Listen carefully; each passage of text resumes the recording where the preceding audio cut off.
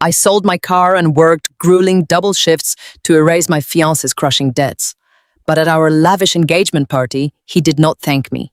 Instead, he placed my custom-ordered diamond ring on my best friend's finger and announced to a crowded room that she was carrying his child. I did not scream. I did not run out crying. I smiled, because every payment I made had quietly bought me 51% of his company. Before I tell you exactly how I dropped an absolute financial anvil on his head in front of our entire community, please take a moment to like and subscribe to the channel, but only if you genuinely enjoy this story. Drop a comment below and let me know where you are watching from and what time it is there. I love connecting with you all. Now let me take you back to the exact moment my blindfold was ripped away. My name is Chloe. I am a 29-year-old corporate bookkeeper living in suburban Pennsylvania. For 3 years, I was the perfect self-sacrificing partner. It was a brisk Saturday evening in late October. I was standing in the exact center of our church fellowship hall, holding a plastic cup of fruit punch. The room looked beautiful. I knew it was beautiful because I had spent the entire morning decorating it by myself. I paid for the cascading white floral centerpieces. I paid for the expensive catered buffet lining the back wall. I even paid for the rented sound system that was currently whining with a brief burst of microphone feedback. The hall was packed to the brim with our friends, our extended family, and nearly our entire congregation. They were all there wearing their Sunday best on a Saturday night to celebrate my engagement to Travis, the man I had spent the past 2 years financially carrying on my own back. Travis stood at the front of the hall looking undeniably handsome in a tailored charcoal suit. It was a suit I had purchased for his birthday because all of his money was supposedly tied up in saving his struggling regional freight brokerage. He tapped the microphone twice. The room quieted down instantly, turning their expectant smiles toward the man of the hour. I stood near the back by the beverage table, my heart swelling with a foolish, naive kind of pride. I thought he was going to give a toast to our future. I thought he was going to publicly thank me for standing by him when his business was on the verge of total bankruptcy, for selling my car, to keep his trucks on the road, for taking on weekend clients, just to make sure his employees got paid. Instead, Travis took a deep, dramatic breath, looked out over the crowd, and completely bypassed me. His eyes locked onto a table near the front row. He spoke into the microphone and asked my childhood best friend Sarah to come up to the stage. Sarah and I had grown up together. We had sung in the church choir side by side since we were 10 years old. She was supposed to be my maid of honor. She stood up wearing a blush pink dress we had picked out together and walked up the wooden steps looking tearful and overwhelmed. I remember smiling at her. I actually stood there and smiled, thinking she was just emotional because she was so incredibly happy for us. I was so incredibly blind. Travis reached into his jacket pocket and pulled out a small velvet box. My breath caught in my throat. I recognized that box immediately. It held the custom engagement ring we had designed together months ago. A ring I had unknowingly paid for when I replenished his corporate accounts with my own hard-earned bookkeeping money. Travis dropped to one knee right there on the platform. The fellowship hall went completely dead silent. The silence was so heavy, you could hear the low hum of the commercial refrigerator in the adjacent kitchen.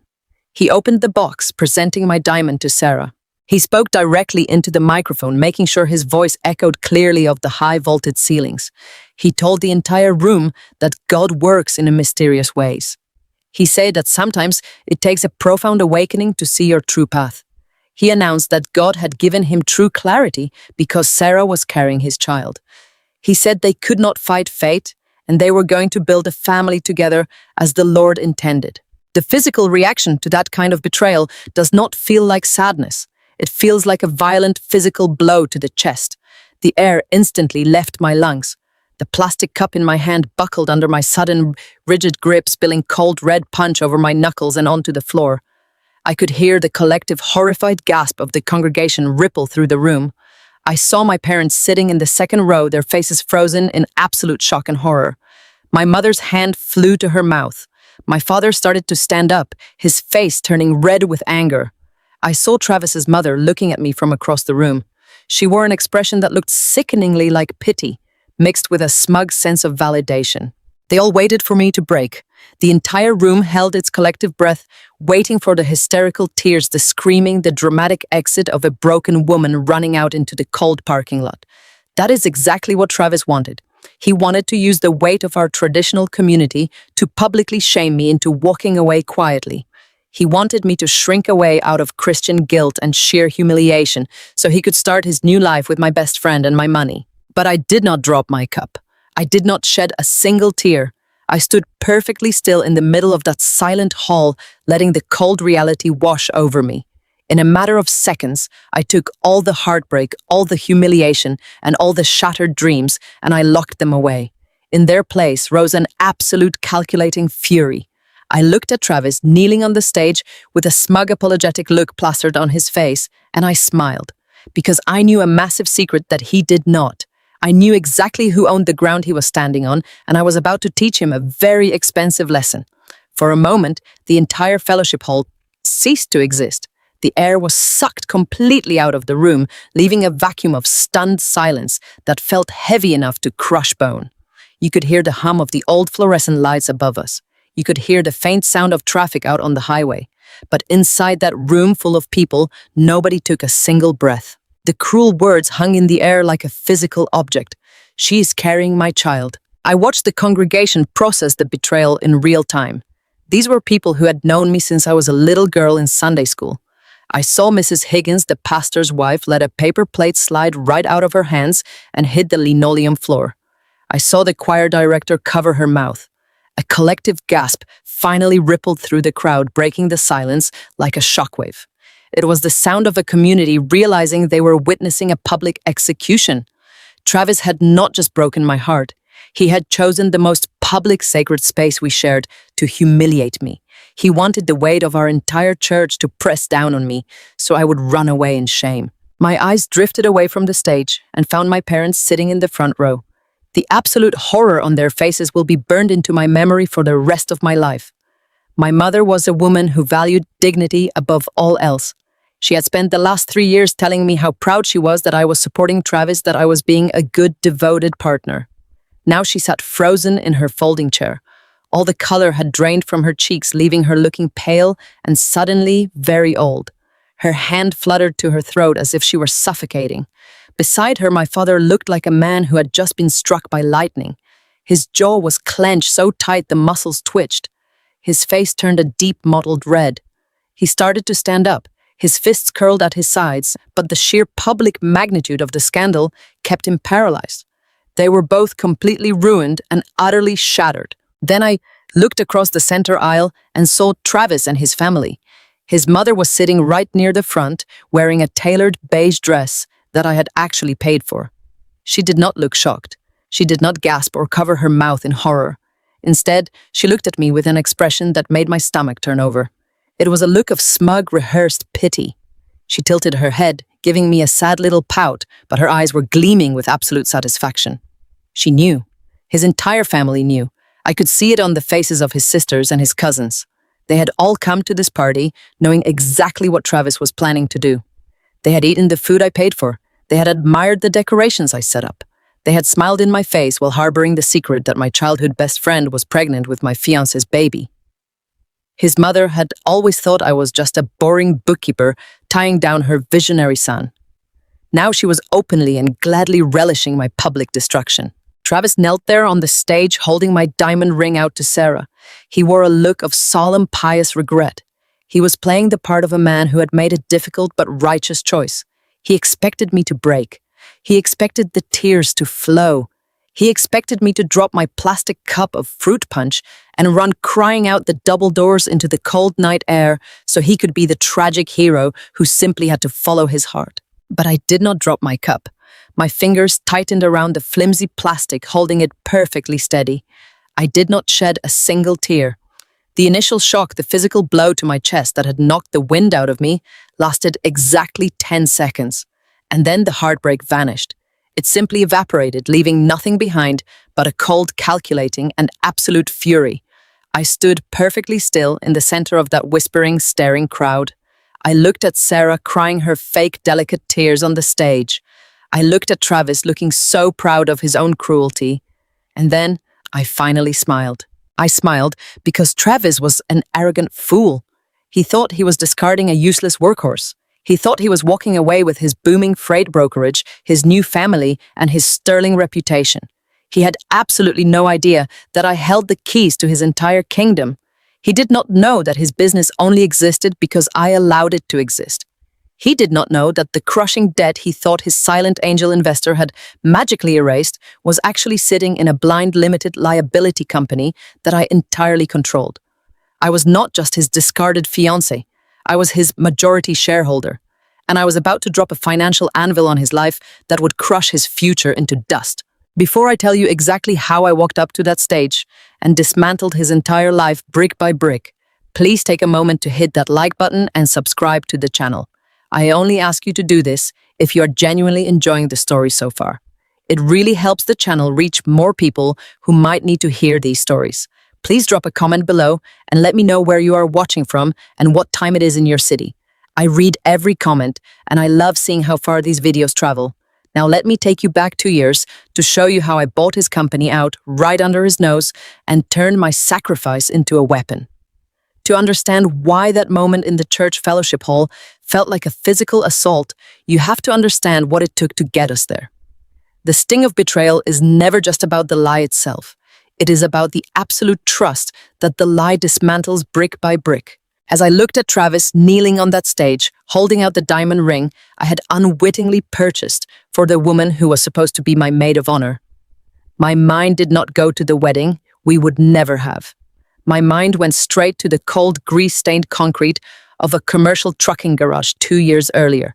That was where the real robbery happened. Back then, Travis was not the confident, tailored man standing under the church spotlights, soaking up the admiration of our congregation. He was a desperate, terrified man on the absolute verge of losing everything. His regional freight brokerage had expanded entirely too fast. He had taken out massive predatory loans to buy 3 new shipping cabs, assuming the logistics boom would last forever. He wanted to be the big boss, the visionary entrepreneur that everyone admired. He loved the prestigious title of Chief Executive Officer, but he absolutely hated the tedious daily reality of managing cash flow and profit margins. So when fuel prices suddenly spiked and 2 of his biggest commercial shipping contracts fell through in the exact same month, he had no financial safety net to catch him. Suddenly, he was drowning in a suffocating ocean of vendor debt. The commercial creditors were relentless and entirely unforgiving. They called his cell phone at all hours of the night, leaving aggressive, threatening voicemails that echoed through our small apartment. They threatened to legally seize his truck's chain, the garage doors shut, and liquidate his entire operation for pennies on the dollar. I remember him sitting at my small kitchen table with his head buried in his hands crying. They were the real heavy tears of an arrogant man watching his ego and his livelihood crumble into dust. He told me he was an absolute failure. He told me he had completely ruined his life and that I should just walk away before he dragged me down into a dark pit of bankruptcy with him. But I was 27 years old and deeply in love. I believed in the sacred vows we were preparing to take. In my heart, we were already a team, and a true partnership meant carrying the heavy weight when the other person stumbled. For better or for worse meant exactly that. I looked at this broken man sitting at my table, and I made the fatal mistake of deciding I was going to be his savior. I was a corporate bookkeeper. I spent my days analyzing ledgers, and I knew exactly how to fix broken numbers. But fixing his specific numbers required a massive sudden injection of cash that he simply did not have. So I looked at my own comfortable life, and I started cutting pieces away to feed his survival. The first thing to go was my car. I had a beautiful, reliable SUV that I had proudly paid off by myself. It was my pride and joy and a profound symbol of my own independent hard work. I sold it to a dealership downtown for a quick cash payout, and I transferred every single penny directly into his failing business account. I started taking the public commuter bus 2 hours each way in the freezing Pennsylvania winter just so he could afford to put diesel fuel in his freight trucks. I remember shivering at the bus stop in the pouring rain, clutching a thermos of cheap coffee, telling myself that this temporary misery was building a permanent foundation for our marriage. Then I went to the local bank and I drained my meager savings account. Every single dollar I had carefully put away over 5 years for a down payment on our future house went straight to his angry creditors. I signed away my own security without a single second thought. But even that massive sacrifice was not quite enough to stop the financial bleeding. His freight company desperately needed a steady, continuous stream of capital just to survive the harsh winter slump and avoid complete repossession. I already worked a grueling 40-hour week at my corporate firm. My brain was constantly tired from balancing ledgers all day, but I needed to generate more money for him. I started taking on difficult independent bookkeeping clients on the weekends, while my friends were going out to Sunday brunch or enjoying their relaxing time off. I was sitting at a tiny cramped desk in the dark corner of my apartment, running tax spreadsheets until my eyes physically blurred and my lower back ached. I worked Saturday mornings, Sunday nights, and every single spare hour I could find in between. I completely stopped buying new clothes. I wore the exact same scuffed winter boots for 3 straight years. I stopped getting my hair done. I lived on cheap, discounted groceries, eating instant noodles while he ate the hot, healthy meals I cooked for him when he finally came home. When my concerned coworkers asked why I looked so drained and pale all the time, I smiled a tired smile and told them I was investing in my future family. I wore my deep exhaustion like a holy badge of honor. I truly believed I was doing the right, righteous thing. I thought my absolute devotion was an unbreakable shield that would protect our relationship from absolutely anything. I was proving my steadfast loyalty. I was showing him that I was the exact kind of devoted partner who would stand by his side through the absolute worst of storms. I poured my entire soul, my physical energy, and my precious youth into keeping his fragile dream alive. I saved his massive trucks. I saved his failing company. I saved his reputation in our tight-knit community. I saved him. I just did not realize that I was quietly working myself to the absolute bone to happily fund the very life he was secretly planning to live without me. The hardest part about giving up everything you have is the way people praise you for it. They make your suffering sound holy. In our traditional Pennsylvania community, being a good woman meant making yourself as small as possible so your man could look big. Travis was building a freight empire, and I was the mortar holding his fragile bricks together. Everyone saw my exhaustion, but they called it devotion. Every Sunday morning, we would walk into the fellowship hall hand in hand. Travis wore his tailored suits and flashed that charismatic smile. I walked quietly beside him, wearing sensible shoes and carrying the dark circles under my eyes like badges of honor. Pastor Miller would greet us at the door. He would shake Travis by the hand and congratulate him on his visionary entrepreneurial spirit. Then the pastor would look at me with a soft, patronizing smile. He would tell me I was the perfect example of a supportive future wife. He said God rewards a woman who stands steadfast behind her man. I swallowed that praise like medicine. I thought their validation meant I was doing the right thing. I thought the hollow feeling in my chest was just the price of admission for a happy marriage. But no one enforced this trap quite like his mother. Diane was a woman who treated her son like a reigning monarch. She believed Travis was destined for absolute greatness, and any failure on his part was simply a lack of proper support from the people around him. When his freight company first started hemorrhaging money, she did not tell him to work harder. She did not suggest he take a second job or sell his expensive golf clubs. Instead, she took me out for a cheap cup of diner coffee. She sat across from me in a vinyl booth and held my hands. She told me that Travis was a genius with a fragile, creative soul. She said visionary men need practical women to handle the mundane burdens of life. She looked right into my eyes and told me it was my sacred duty to carry his financial weight. If his business failed, she implied it would be my fault for not sacrificing enough.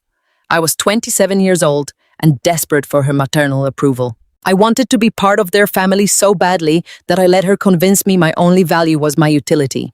While I was taking the commuter bus in the freezing rain, Travis was attending local business luncheons to maintain his image. He told the community he was hustling to secure new shipping routes. The church congregation loved his ambition. They prayed for his success during Wednesday night services. They applauded his bold leadership. Nobody prayed for the exhausted bookkeeper sitting in the back pew who was secretly paying the diesel bills for his trucks. When his creditors started backing off because of my massive cash injections, Travis did not admit he needed a bailout from his fiancé. He stood up at a church potluck and testified about how God had blessed his hard work. He told everyone a silent angel investor had recognized his brilliant business model and stepped in to save the day. The congregation clapped and cheered. Diane hugged him with tears in her eyes. I stood by the punch bowl, smiling a tired, empty smile. I was the angel investor. I had sold my beloved car and drained my entire life savings, but I was not allowed to claim any of the credit. I was trapped in a cage built out of their compliments. They called me selfless, so I felt guilty whenever I wanted something for myself. They called me devoted, so I felt wicked whenever I thought about walking away. I convinced myself that true love required total surrender. I believed the lie that a good Christian wife builds her home by tearing herself apart piece by piece. Travis played his role perfectly. He would kiss my forehead after I finished a grueling weekend accounting shift and tell me I was his rock.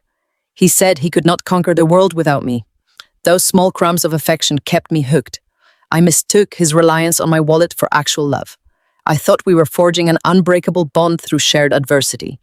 I simply did not realize the adversity was entirely mine, while the benefits were entirely his. The community, the church, his mother, and Travis all conspired to keep me blind. They kept me so busy working and so full of false praise that I never stopped to look at the ledgers of my own life. If I had looked sooner, I would have seen the massive deficit. I would have seen that my value was tied entirely to my bank account. The tragedy of being a good Christian wife in that town was that your silence was your currency. Every time I swallowed my own needs, I was rewarded with a pat on the back. Every time I handed over my hard-earned money, I was praised for being a pillar of strength. They dressed my financial exploitation in the beautiful language of faith and partnership. Travis soaked up all the glory while I quietly suffocated under the weight of his failing logistics empire. I was paying for his pride. I was funding his arrogance. I was buying him the exact freedom he would eventually use to betray me. The illusion of our perfect relationship could only last as long as my bank accounts had funds to drain. As his business stabilized because of my sacrifices, his ego began to inflate to dangerous new levels. He forgot about the terror of bankruptcy and started acting like the wealthy executive he always pretended to be. That was when the subtle shift started happening. That was when my best friend suddenly needed his constant guidance, and that was when my exhaustion finally started giving way to suspicion. The most dangerous part of saving a man from his own failures is that he rarely wants to remember the rescue. Once my relentless cash infusions finally stabilized his freight brokerage, the terror that had kept Travis grounded completely vanished. The aggressive phone calls from commercial creditors stopped. The threatening letters from the bank stopped arriving in our mailbox. The heavy, suffocating panic that had filled our small apartment was suddenly replaced by the worst possible substitute. It was replaced by his ego. Travis did not look at his balanced ledgers and feel profound gratitude for the woman working weekend accounting shifts to keep his trucks on the highway. He looked at the black ink on those spreadsheets and convinced himself that he was a business genius who had successfully navigated a minor corporate setback. The transformation happened almost overnight. As the business accounts grew healthier because of my constant invisible deposits, his behavior drastically shifted. He decided that a successful logistics chief executive could no longer look like a struggling blue-collar manager. He needed to project wealth to attract wealth. He told me one evening while standing in front of our bedroom mirror. He started taking what he called essential networking dinners at high-end downtown steakhouses. He bought 3 custom-tailored suits on a department store credit card, claiming they were necessary investments for his corporate image. He began wearing expensive cologne and getting his hair cut weekly at an upscale men's salon. The physical contrast between us became a quiet, humiliating joke that only I seemed to notice. While Travis was out shaking hands in crisp Italian wool and flashing his charismatic smile at local business luncheons, I was sitting at my cramped kitchen desk, wearing 4-year-old winter boots with worn-out soles. I spent my Sunday afternoons clipping 50-cent grocery coupons from the local newspaper just so we could afford his dry cleaning bills. When I politely suggested that maybe we should scale back on the lavish steakhouse dinners until our personal savings account recovered, he looked at me with a mixture of pity and absolute annoyance. He told me that I just did not understand the aggressive mindset of modern corporate networking. He said that a good partner would trust his visionary process instead of trying to suffocate his growth with a poor person's mentality. I swallowed that insult just like I swallowed everything else. I pushed down the rising resentment and buried myself even deeper in my bookkeeping spreadsheets. I convinced myself that this arrogant phase was just a temporary byproduct of his returning confidence. But his networking dinners quickly evolved into erratic, unpredictable hours. He started coming home at 10 or 11 o'clock at night, smelling of expensive scotch and cigar smoke. He claimed he was securing massive shipping contracts with regional distributors, but I never saw the actual paperwork for these supposedly groundbreaking deals. I was simply too exhausted from working double shifts to aggressively question his timeline. I wanted to believe him because the alternative meant admitting that I was actively funding my own financial destruction.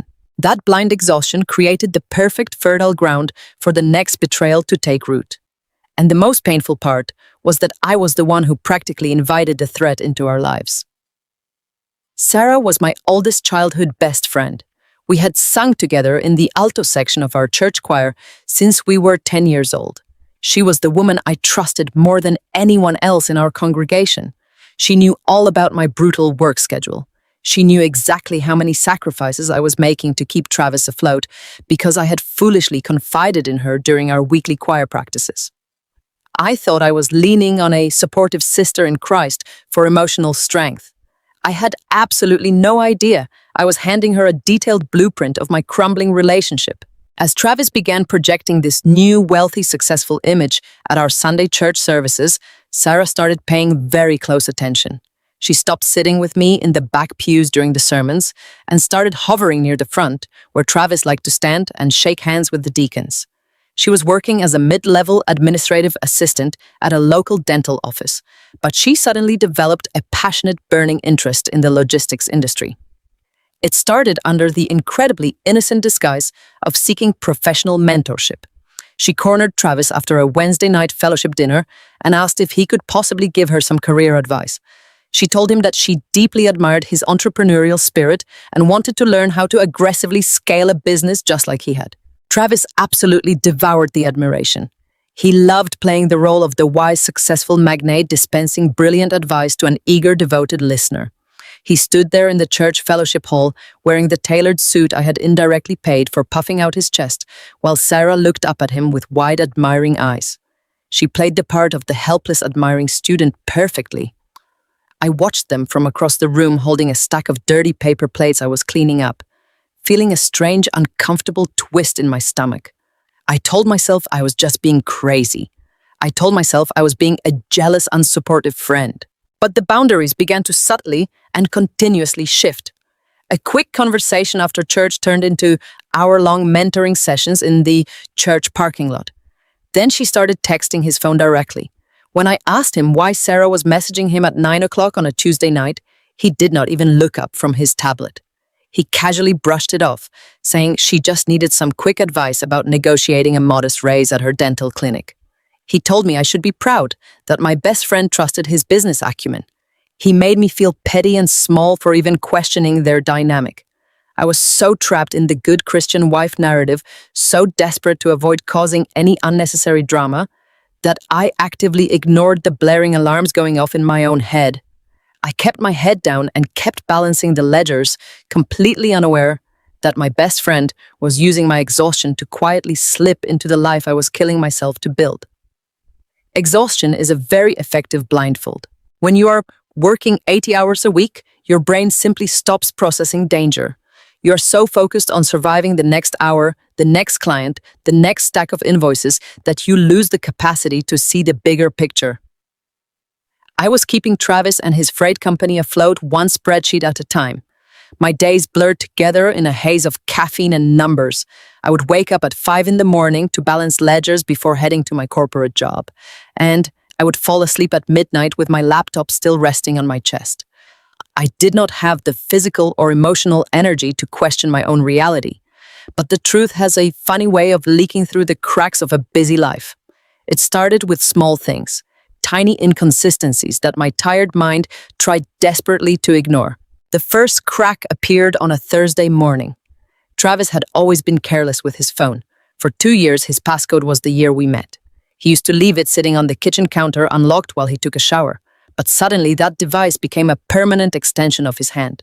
I walked into the kitchen to pour a cup of coffee and reached over to move his phone out of a puddle of spilled water. The screen woke up and prompted for a password. I instinctively typed our year. It buzzed with an error message. I tried again, thinking my exhausted fingers had slipped. Another error. Travis practically sprinted into the kitchen, snatching the device out of my hand with a defensive, panicked energy I had never seen before. He laughed loudly, claiming he had to change it because of some strict new corporate security policy at the brokerage. It was a flimsy excuse.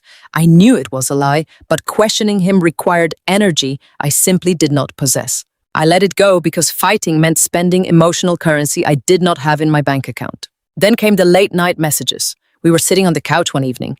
I was auditing a complicated tax return for a freelance client, while Travis was supposedly answering emails next to me. The room was quiet, except for the sound of my keyboard. Suddenly, his phone screen lit up on the coffee table. Out of the corner of my eye, I caught a preview bubble before he snatched the device away. It was a message from Sarah, my childhood best friend, the woman who was supposed to stand beside me at my wedding. The text did not look like a request for career advice. It read, "I am still smiling about earlier today." Travis typed furiously for 3 seconds, then locked the phone and shoved it into his pocket. He did not look at me. When I asked him what Sarah was smiling about, he did not miss a single beat. He smoothly explained that he had helped her negotiate a massive discount on a caterer for a church event. It was a perfectly plausible explanation delivered with absolute confidence. I swallowed the lie because I desperately wanted it to be true. The anomalies kept escalating rapidly. Travis started booking weekend trips, claiming he needed to meet with regional shipping distributors in person. He said these client dinners were absolutely crucial for the survival of the brokerage. I was left behind in our small apartment, working double shifts to pay the very credit card bills funding his travels. During those weekends, he would become completely unreachable. He would text me early on a Saturday morning, saying he was going into an all-day conference, and then I would not hear a single word until Sunday night. Once I tried calling his hotel room directly because a major vendor needed an emergency payment authorization. The front desk clerk politely informed me that no one by the name of Travis was registered there. When he finally came home smelling of expensive hotel soap and completely unapologetic, he blamed a booking error. He said the reservation was under his business partner's name to save money on corporate rates. It made absolutely no sense. None of it made sense. The alarms in my head were deafening, but I silenced them. I refused to listen to those alarms because I was completely trapped in a prison of my own making. This is the tragic and heavy reality of the sunk cost fallacy. I had already given this man everything I had to give. I had sold my beloved car. I had drained the savings account I had spent 5 years carefully building. I had sacrificed my friendships, my hobbies, and my youth to keep his fragile dreams alive. If I admitted that he was lying to me, I would have to admit that my entire sacrifice was a massive, pathetic joke. I would have to face the horrifying truth that I had bankrupted my own life to secretly finance his betrayal. That realization was simply too painful for my exhausted mind to bear. So I did what any desperate person does. I put the blindfold back on and tied it tighter. I buried myself even deeper in my bookkeeping spreadsheets. I took on 3 more weekend clients. I worked until my vision blurred and my hands physically shook because staying busy was the only way to drown out the screaming doubt in my own mind. I convinced myself that if I just worked a little harder, if I just saved a little more money, his business would finally stabilize, and he would go back to being the man I loved. I chose the familiar comfort of my exhausting routine over the absolute terror of the truth. I was paying for my own destruction, and I was doing it willingly. There is a very specific moment when saving a business stops being about late-night phone calls and starts being about cold, hard legal documents. Travis owed hundreds of thousands of dollars to 3 major commercial freight creditors. These were not small local businesses you could easily charm. These were massive national logistics corporations, and they were completely done listening to his excuses. They did not care about his visionary leadership or his tailored suits. They wanted their money, and they wanted it immediately. When my cash injections finally stabilized the immediate bleeding, the creditors laid out their ultimate ultimatum. They demanded a formal, structured buyout. They wanted every single outstanding invoice, consolidated into massive binding legal notes. If he defaulted on these new restructured notes, they would not just repossess his trucks. They would liquidate his entire brokerage and take everything he owned. Travis panicked. The sheer volume of legal paperwork terrified him because it required the one thing he absolutely hated doing.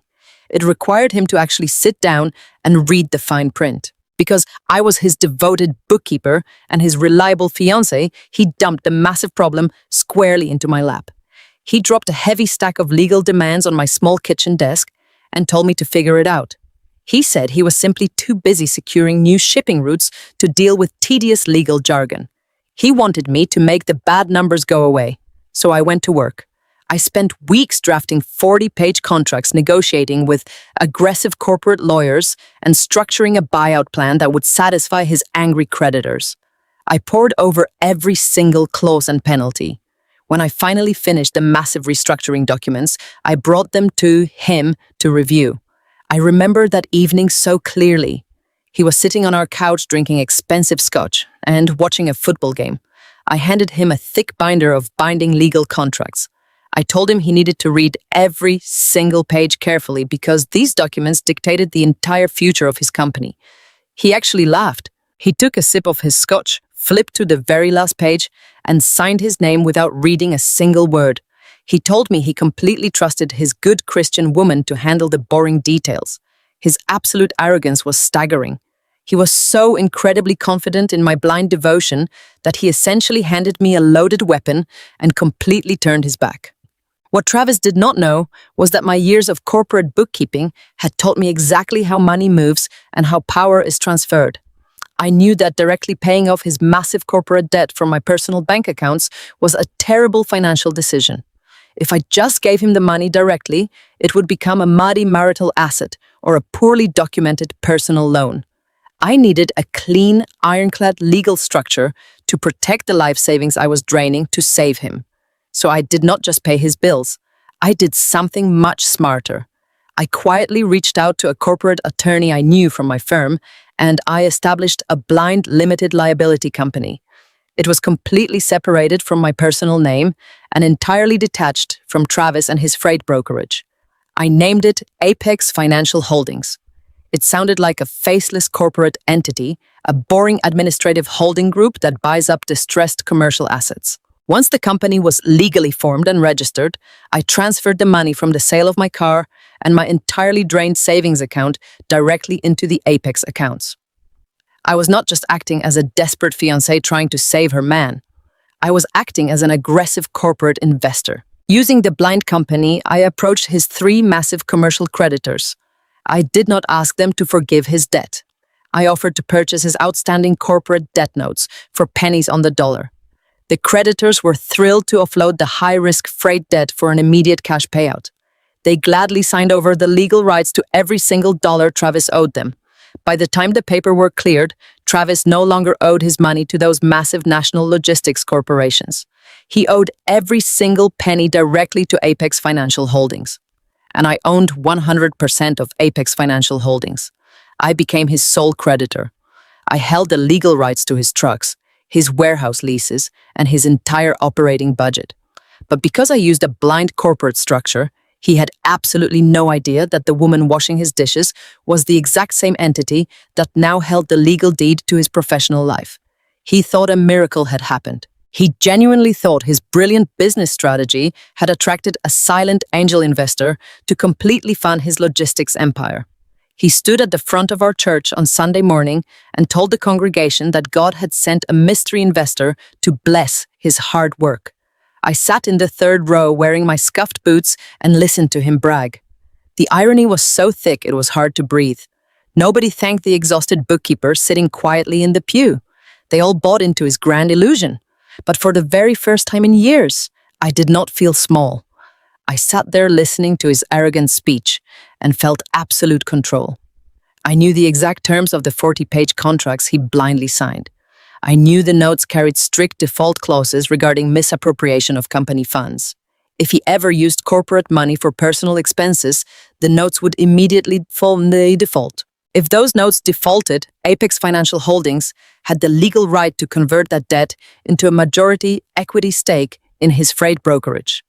He thought he successfully used me to build his perfect life. But every time he ignored me to text Sarah, he was actually working for me. I just needed him to make one fatal mistake to snap the trap shut. Sunday mornings in our town were built around a very specific kind of performance. People wore their best clothes and brightest smiles to prove how blessed they were. Travis was the absolute master of this weekly show. 3 weeks after the buyout paperwork had legally cleared, he stood up during the testimony portion of our church service. He adjusted the lapels of his expensive charcoal suit and leaned into the wooden pulpit. The entire congregation went completely quiet.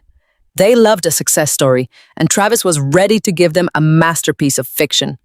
He told them about the dark valley his freight brokerage had walked through. He spoke about the crushing weight of commercial debt and how he had spent long nights praying for a breakthrough. Then his voice dropped to a humble, reverent whisper. He told the packed room that God had answered his prayers by sending a financial miracle. He claimed a mysterious angel investor from a massive corporate holding group had reviewed his brilliant business model and decided to buy out his entire debt portfolio.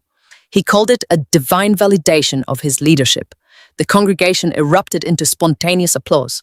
People were wiping tears from their eyes. I sat in the third row listening to this incredible speech.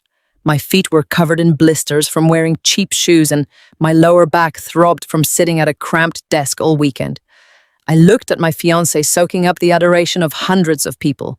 He had absolutely no idea that the massive corporate holding group he was bragging about was just me. He did not know that his divine miracle was actually funded by the sale of my reliable Honda and the complete liquidation of my life savings. I was his silent angel investor. I was the one who had spent weeks drafting the brutal 40-page legal contracts he had signed without reading. As he stood there basking in the glory of his own fabricated genius, I felt a strange, complex mixture of profound exhaustion and quiet power. I simply thought I was being a good partner. I thought keeping the blind limited liability company a secret was the best way to protect his fragile ego while simultaneously protecting my own financial future. When the church service ended, the fellowship hall turned into a celebration of his success. Travis held court near the coffee table. His mother Diane hugged him tightly and told everyone who would listen that her son was destined for absolute greatness. I stood quietly near the back wall, holding a stack of paper napkins and watching the spectacle unfold. That was when Sarah walked up to him. My childhood best friend smiled at him with wide, admiring eyes. She touched his arm and congratulated him on attracting such powerful corporate attention. I watched them interact and felt a small flicker of unease, but I immediately pushed it down. I thought she was just being a supportive friend. I thought the lingering looks and the hushed conversations were just part of his new networking persona. I was completely blind to the physical betrayal happening right under my nose because I was too focused on managing his financial survival. Travis looked over Sarah's shoulder and gave me a quick, patronizing wink. He thought he had the entire world exactly where he wanted it. The real irony always reveals itself behind closed doors. That same Sunday evening, we were back in our small apartment. The contrast between his public persona and our private reality was staggering. Travis sat on the living room couch with his feet propped up on the coffee table, scrolling through messages on his phone. He was still wearing his tailored suit trousers and a crisp white shirt. I was standing in our tiny kitchen wearing faded sweatpants, stirring a pot of cheap spaghetti sauce because we were supposedly on a strict budget. He complained loudly about how tiring it was to constantly manage the expectations of his new corporate investors. He actually had the nerve to look at me and say that I probably could not understand the massive pressure of high-level corporate finance. I stood there holding a wooden spoon, listening to him complain about the pressure of dealing with me. I was the investor. I was the holding company. I held the legal rights to his entire freight brokerage, and he was treating me like a naive maid. Every time he asked for a glass of water, I brought it to him. Every time he talked about his brilliant logistical strategies, I nodded and smiled. I swallowed my pride because I genuinely believed we were building a life together. I thought his arrogant phase would eventually pass once the business was completely stable. I told myself that his inflated confidence was just a temporary side effect of surviving a near bankruptcy. But the truth was much darker. His ego had become a runaway train, and my secret financial safety net was the only thing keeping it on the tracks. I did not realize that while I was carefully balancing our grocery budget to save a few dollars, he was using the company credit cards I had just paid off to fund a secret life. I was pouring all my love and energy into a man who viewed me as nothing more than a convenient automated teller machine. Sitting in that kitchen serving him dinner, I was a woman holding a winning lottery ticket who still thought she was broke. I was completely unaware that the clock was rapidly ticking toward a revelation that would shatter my entire reality and force me to finally cash in that ticket. Travis thought he was untouchable. He thought the heavy chains of his past mistakes had magically disappeared into thin air. He did not know those chains were resting quietly in my hands, just waiting for him to pull too hard. The blindfold of my own exhaustion was the only thing keeping him safe. But that blindfold was about to be ripped away, and the silent angel he loved to brag about was about to become his absolute worst nightmare. Tax season in the corporate bookkeeping world is a season of absolute truth. Numbers do not possess the capacity to lie. They do not wear tailored suits, and they do not make empty promises over expensive steak dinners. They simply sit on the ledger waiting to be read. 3 weeks before the lavish engagement party I was paying for, I sat down at my cramped kitchen desk to prepare Travis and his freight brokerage for the upcoming tax deadlines. It was a Saturday morning. The Pennsylvania winter was clinging to the windows with a bitter, freezing rain. I was wearing my thickest wool socks and a faded college sweatshirt wrapped in a cheap fleece blanket to save money on our heating bill. Travis was predictably out of the apartment. He claimed he had an emergency Saturday brunch meeting with a crucial shipping vendor. I made him a cup of coffee before he left, kissed his cheek, and told him I loved him. Then I opened his corporate credit card statements. Because I had secretly bought out his massive debt through Apex Financial Holdings, I was now legally his primary creditor. However, I was still operating as his devoted fiancé and unpaid accountant. I had complete, unrestricted access to every single financial document his company produced. I spent the first 3 hours cross-referencing diesel fuel receipts, warehouse leasing fees, and standard maintenance invoices for his commercial trucks. Everything looked completely normal at first glance. Travis was spending slightly more on networking lunches than I would have advised, but the core business operations were stable. The massive cash injections I had provided by selling my vehicle and draining my life savings were finally doing their job. The company was breathing again. But then I reached the final quarter of the annual expense report. I was carefully reviewing a consolidated corporate credit card statement when my eyes caught a strange anomaly. It was a single-line item buried deep in a long list of routine office supply purchases and vehicle maintenance fees. The vendor name was listed simply as J&C Associates. The category was vaguely marked as a promotional client appreciation expense. The total amount charged was exactly $14,000. My fingers stopped moving across the keyboard. My tired eyes stared at that specific number until it began to blur. $14,000 is not a promotional client expense. You do not spend that kind of money on branded coffee mugs or holiday gift baskets for shipping vendors. You certainly do not bury an expense of that magnitude under a vague corporate label unless you are actively trying to hide it from your accountant. And in this case, his accountant was his fiancé. A cold, heavy knot formed in the absolute pit of my stomach. My accounting instincts, which had been dulled by months of sheer physical exhaustion, suddenly woke up with a violent jolt. I needed the original itemized invoice. I logged directly into the digital portal for his corporate card provider. My heart was beating a slow, heavy rhythm against my ribs as I navigated through the digital archives. I found the transaction date. It was processed exactly 4 days after I had wired a massive emergency deposit into his corporate account to cover what he claimed was a catastrophic transmission failure on one of his main delivery trucks. I clicked the digital link to download the original attached receipt. The document loaded slowly on my old laptop screen. The generic corporate name dissolved away to reveal the actual registered vendor.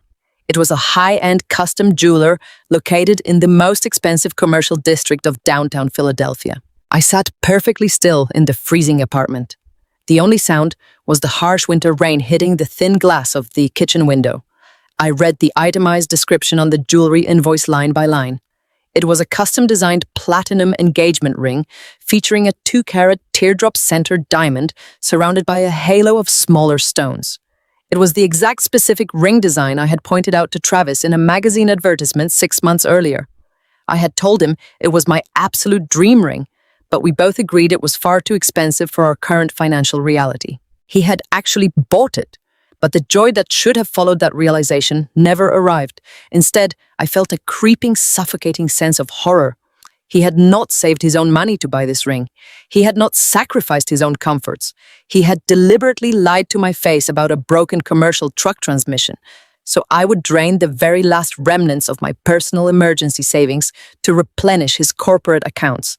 And the exact moment my hard-earned money hit his ledger, he diverted it to a luxury jewelry store. He had embezzled $14,000 of company funds to purchase an engagement ring for me.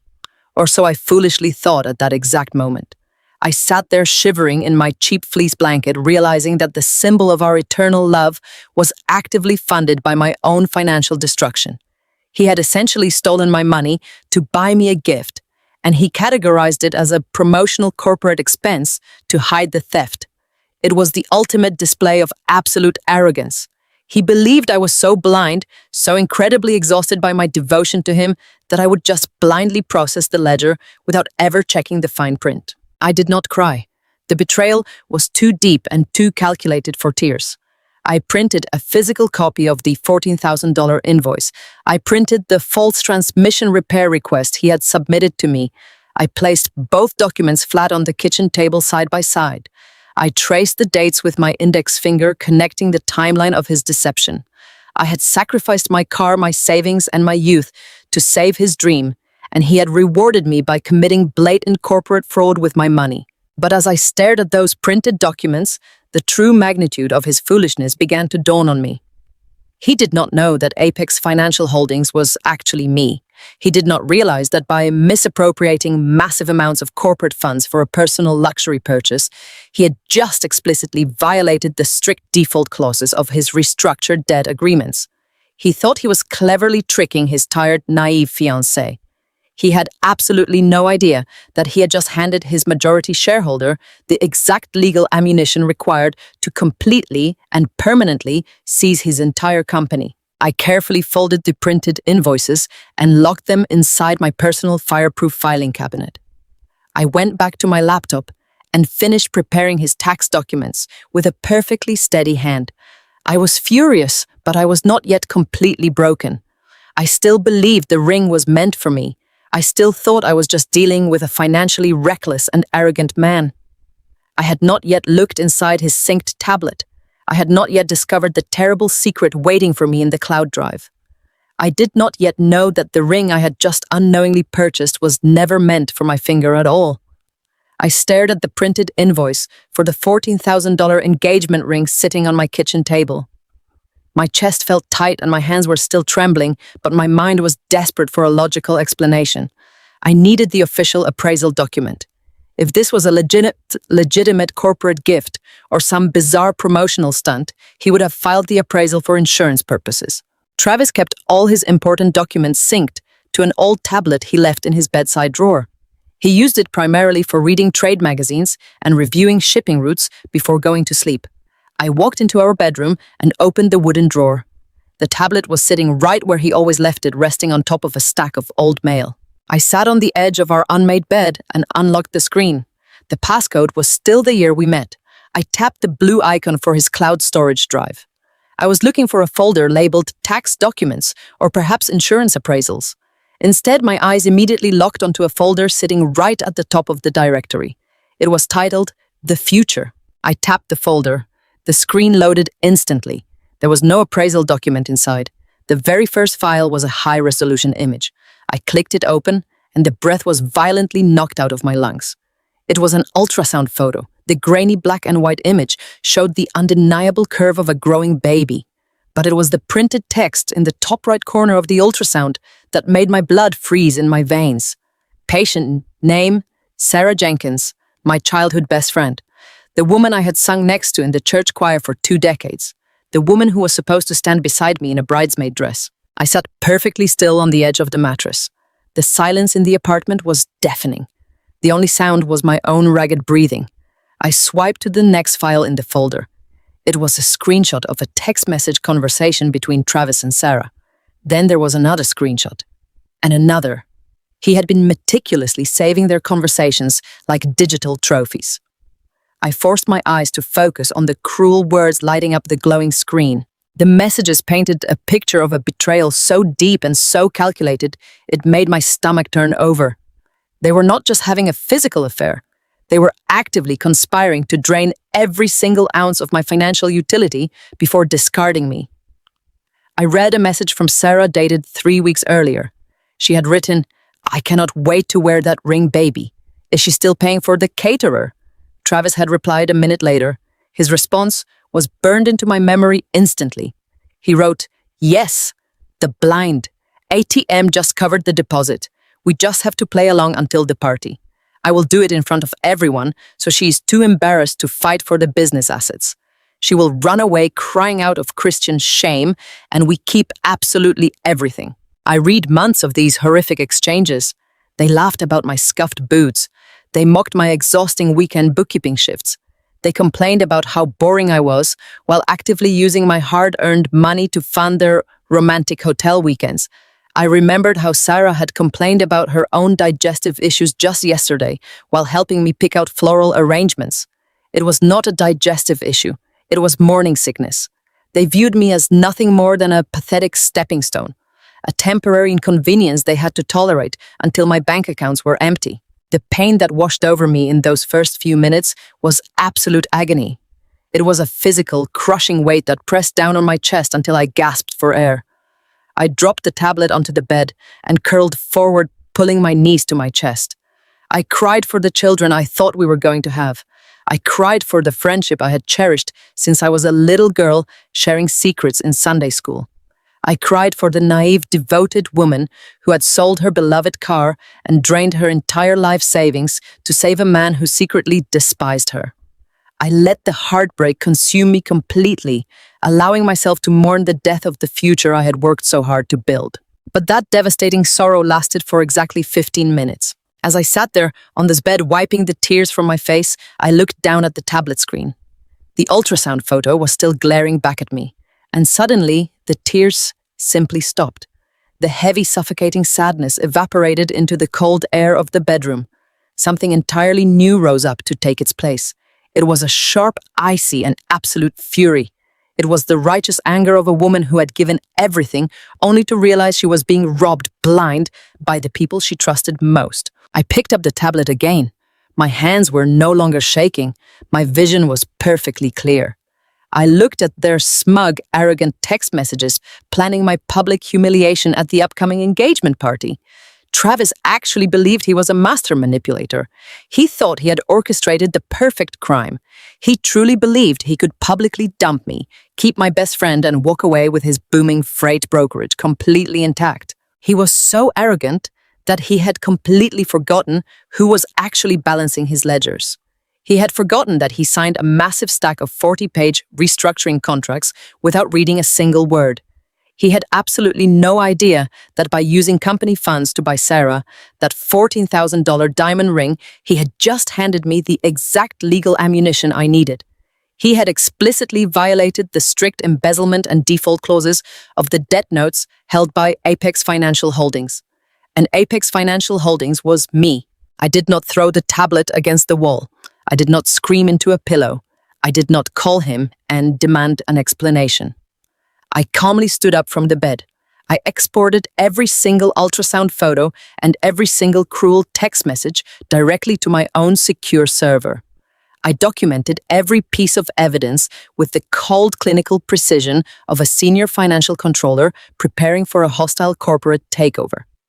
Travis wanted to use the engagement party to publicly humiliate me and force me to walk away quietly.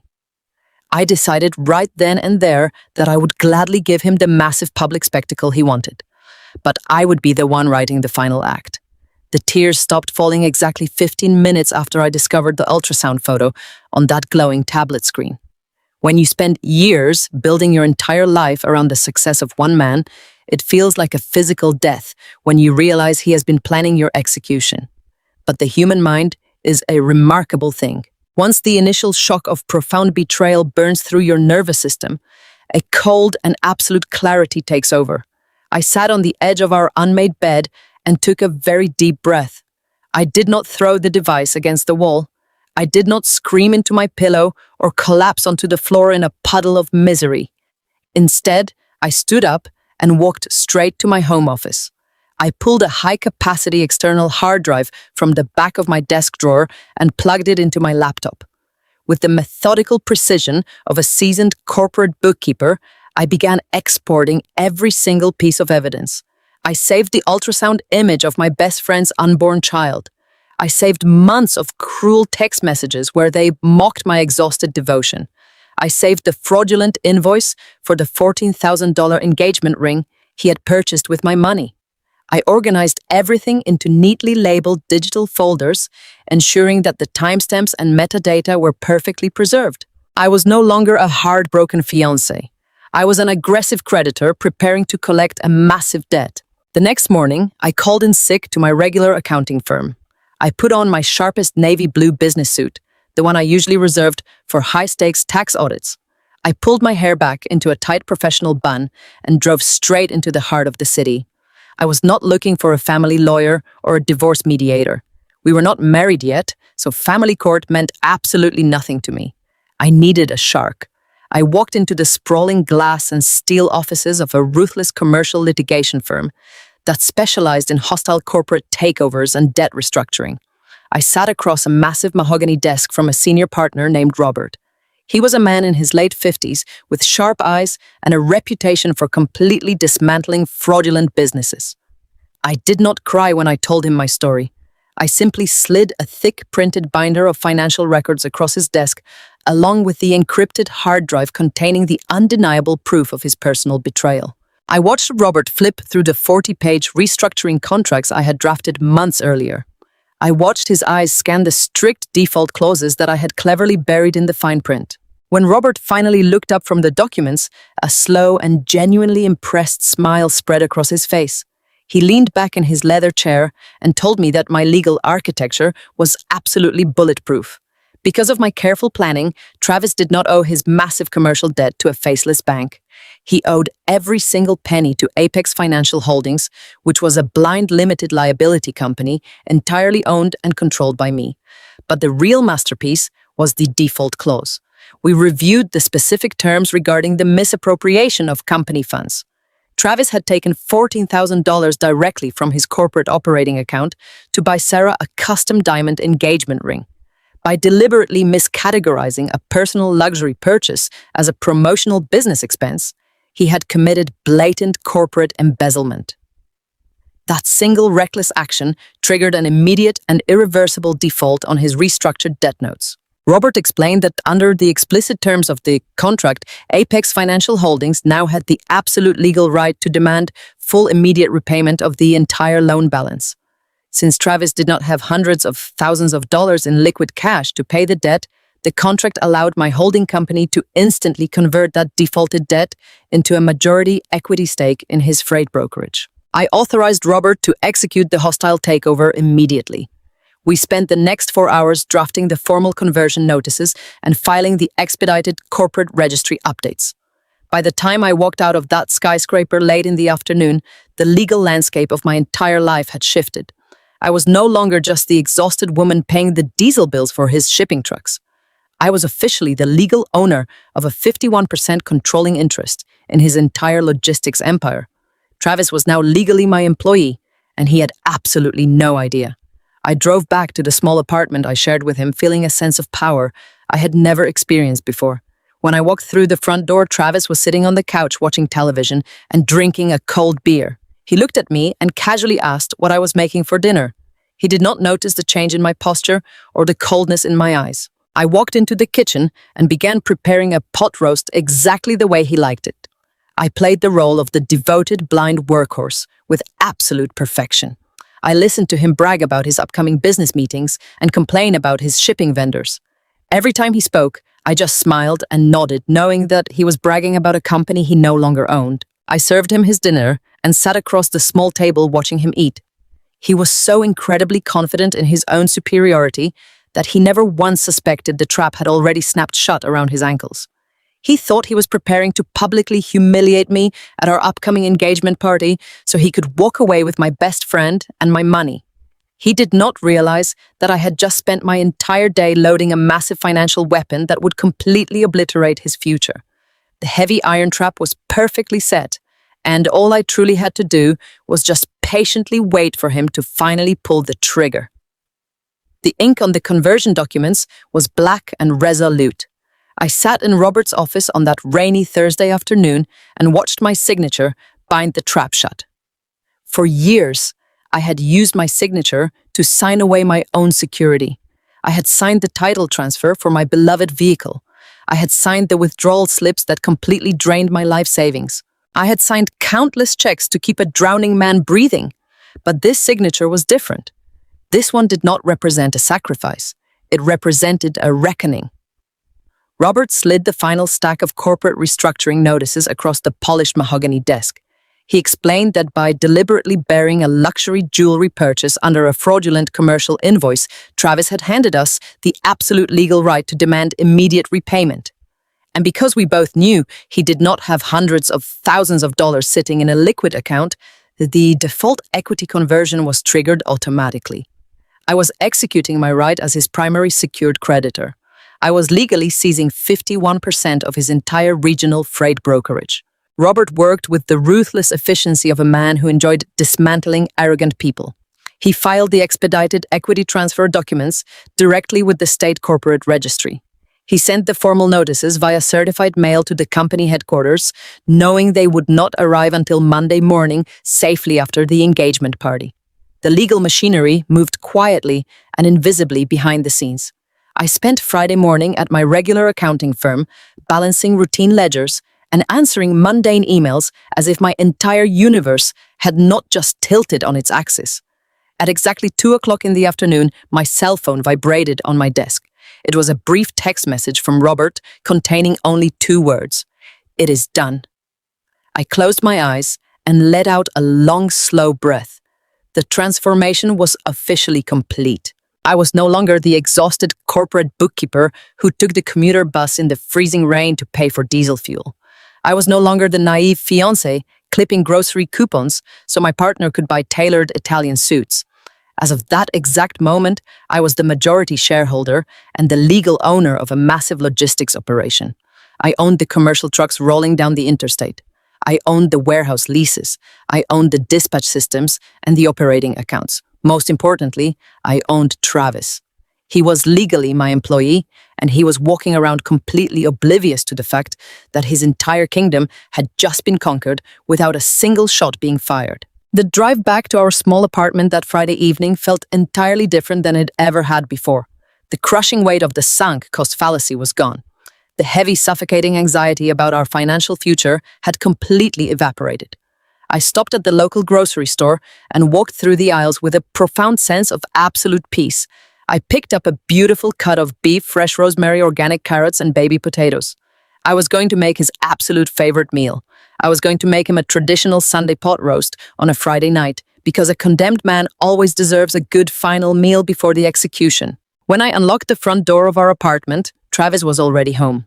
He was standing in the kitchen, wearing a crisp white dress shirt with the sleeves rolled up, looking incredibly pleased with himself. He was typing furiously on his phone, probably sending another crude message to Sarah about how they were going to blindside me at the party tomorrow. He quickly locked the screen and shoved the phone into his pocket the second he saw me. He flashed that charismatic, practiced smile that used to make my heart flutter. Now it just made my stomach turn over with cold disgust. He asked me how my boring day at the accounting firm was. He actually used the word boring. I smiled warmly and told him it was just another routine day of pushing numbers around a spreadsheet. I set the grocery bags on the counter and began unpacking the ingredients. I washed the vegetables and seared the beef in the heavy cast iron skillet, letting the rich smell of garlic and rosemary fill the small kitchen. I played the role of the devoted blind workhorse with absolute flawless precision. I asked him how his massive shipping contracts were going. I asked him if he was feeling confident about the future of his freight brokerage. Travis leaned against the kitchen counter and took a sip of his expensive scotch. He puffed out his chest and launched into a grand monologue about his visionary leadership. He complained about the heavy burden of being a chief executive officer. He talked about how incredibly stressful it was to carry the weight of an entire company on his shoulders. He told me that his silent angel investor was absolutely thrilled with his aggressive growth strategy. He said he was preparing to make some massive structural changes to the company very soon that would completely secure his legacy. I stood there, chopping carrots with a sharp knife, listening to him brag about a company he no longer owned. The sheer magnitude of his arrogance was staggering. He was so completely intoxicated by his own fake success that he never bothered to look closely at the woman standing right in front of him. He thought I was just a quiet domestic servant preparing his dinner. He did not realize he was talking to his majority shareholder. He did not know that the angel investor he loved to brag about was currently basting his pot roast in beef broth. I served him dinner at our small kitchen table. I watched him eat the food I had prepared using the money I had earned. He was incredibly relaxed. He was completely comfortable in his deception. He talked excitedly about the engagement party we were hosting the next day. He reminded me to make sure the floral arrangements were perfect and that the expensive catered buffet was set up correctly. He wanted his big moment to be absolutely flawless. He wanted the stage perfectly set for his grand betrayal. I took a sip of my water and nodded agreeably. I promised him that the party would be a night nobody in our community would ever forget. I promised him that every single detail was already taken care of. I looked across the table at the man who had stolen my money, betrayed my trust, and planned my public humiliation. I felt no sorrow. I felt no heartbreak. The trap was locked. The paperwork was filed. The financial anvil was hanging directly over his head by a single frayed thread. I smiled sweetly and offered him a second helping of potatoes, knowing it was the last meal he would ever eat in peace.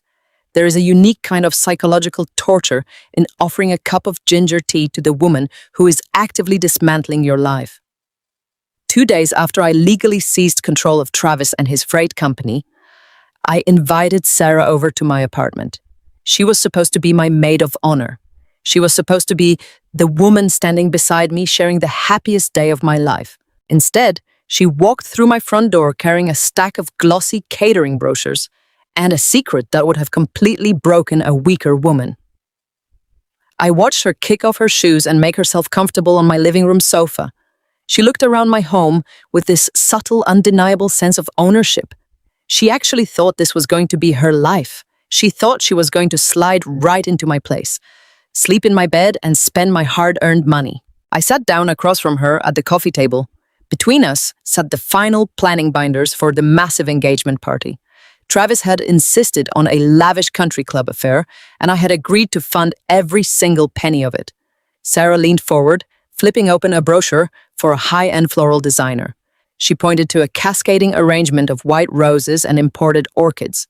She told me they were absolutely breathtaking and that I deserved nothing but the best. She smiled at me with those wide, innocent eyes we had perfected back when we were singing hymns in the church choir. The sheer audacity of her performance was almost impressive. She was sitting in my home, picking out the exact centerpieces for a party where she and my fiancé planned to publicly humiliate me and destroy my reputation. While she babbled about the differences between buttercream and fondant frosting, I watched her closely. I noticed the dark circles under her eyes that her expensive concealer could not quite hide. I noticed the way she kept shifting her weight on the couch, looking slightly green around the gills. About 20 minutes into our meeting, she suddenly stopped talking and pressed a hand flat against her lower stomach. She squeezed her eyes shut and let out a soft, practiced groan. I leaned forward and asked her what was wrong, playing the part of the deeply concerned best friend. Sarah offered a weak, apologetic smile. She told me she had been battling some terrible digestive issues all week. She claimed she must have picked up a stomach bug or eaten some bad seafood at a dental office luncheon. She rubbed her belly gently and said the nausea was just hitting her in waves. It took every single ounce of my corporate discipline not to laugh right in her face. It was not a stomach bug. It was not bad seafood. It was morning sickness. She was sitting on my couch carrying the child of the man I was supposed to marry, complaining to me about the physical symptoms of their ultimate betrayal. I stood up slowly and walked into the kitchen. I poured her a tall glass of ginger ale and arranged a few plain saltine crackers on a small porcelain plate. I brought the tray back into the living room and set it gently in front of her. I looked her right in the eyes and told her that ginger is a natural remedy for a sensitive stomach. I told her she needed to take very good care of herself because her health was incredibly important to me. She took a sip of the soda and thanked me, calling me the sweetest friend a girl could ever ask for. The hypocrisy was so thick it practically choked the air out of the room. As she nibbled on a cracker, she went back to the party menus. She started aggressively pushing for the most expensive catering options available. She insisted we upgrade the standard buffet to a premium carving station with prime rib and fresh lobster tails. She told me that Travis was a highly successful chief executive now and that his networking partners expected a certain level of absolute luxury. She was spending my money with reckless abandon because she genuinely believed I was just a blind automated teller machine. She thought every dollar I spent on this party was a dollar she and Travis would not have to spend later when they officially threw me away and took over the business. I sat there and agreed to every single lavish upgrade she suggested. I authorized the prime rib. I authorized the imported orchids. I even authorized a premium open bar with top-shelf liquor. I signed the catering deposit checks right in front of her using my personal checkbook. With every stroke of my pen, her smile grew just a little bit wider. She thought she was outsmarting me. She thought she and Travis were playing a brilliant game of chess while I was completely oblivious to the board. But she did not know what I had done in that corporate attorney's office. She did not know that the massive freight company Travis loved to brag about now legally belonged to me. She was sitting there plotting a petty high school betrayal while I had already executed a ruthless corporate guillotine. She thought she was stealing a wealthy, successful executive. She had absolutely no idea that she was actually securing herself to an unemployed, bankrupt fraud who was about to face civil charges for embezzlement. The psychological warfare of that afternoon tested my endurance in ways I never thought possible. I had to smile while the woman who was sleeping with my fiancé planned her dream party on my dime. I had to listen to her fake digestive complaints while knowing exactly what was growing inside her. But the righteous anger burning in my chest kept my hands perfectly steady. I was not a victim waiting to be slaughtered. I was the architect of their impending destruction. When Sarah finally gathered her brochures and gave me a tight, lingering hug goodbye, I walked her to the front door and wished her a wonderful evening. I watched her drive away in her modest little sedan, completely unaware that the countdown clock had already started. The floral arrangements were ordered. The prime rib was secured. The trap was perfectly baited and set. All I had to do now was wait for the weekend and let them walk right into it. The sheer scale of the engagement party began to mutate into something unrecognizable during the final days of preparation. Initially, we had agreed on an intimate gathering of close family and a few friends from our congregation. But as the week drew to a close, Travis completely hijacked the guest list. He started adding names with a reckless manic energy that would have terrified me a month earlier. Now it just fueled my quiet burning resolve. He did not just invite his parents and his siblings. He invited the entire church leadership team, the choir, the youth group volunteers, and every single deacon who had ever praised his entrepreneurial spirit. Then he moved on to his professional network. He mailed rush invitations to his largest shipping vendors, his warehouse landlords, and the regional distributors he was trying to impress. He was turning our engagement celebration into a massive corporate networking event, and a religious revival rolled into one. When I asked him why we needed 200 people to celebrate our upcoming wedding, he fed me a lie so sweet it made my teeth ache. He stood in our kitchen pouring a glass of expensive bourbon and told me that our love was a testament to faith and perseverance. He said he wanted the entire community to witness how far we had come together. He claimed that hosting the most influential people in our town would solidify his reputation as a family man and a serious corporate executive. The business vendors needed to see stability, he argued. They needed to see a man firmly anchored by a good Christian woman. I watched him take a sip of his drink, looking incredibly pleased with his own deception. He actually believed he was a master strategist, playing a brilliant game of chess. He was using the money I had earned from working grueling double shifts to fund a lavish catered event where he planned to utterly destroy my life.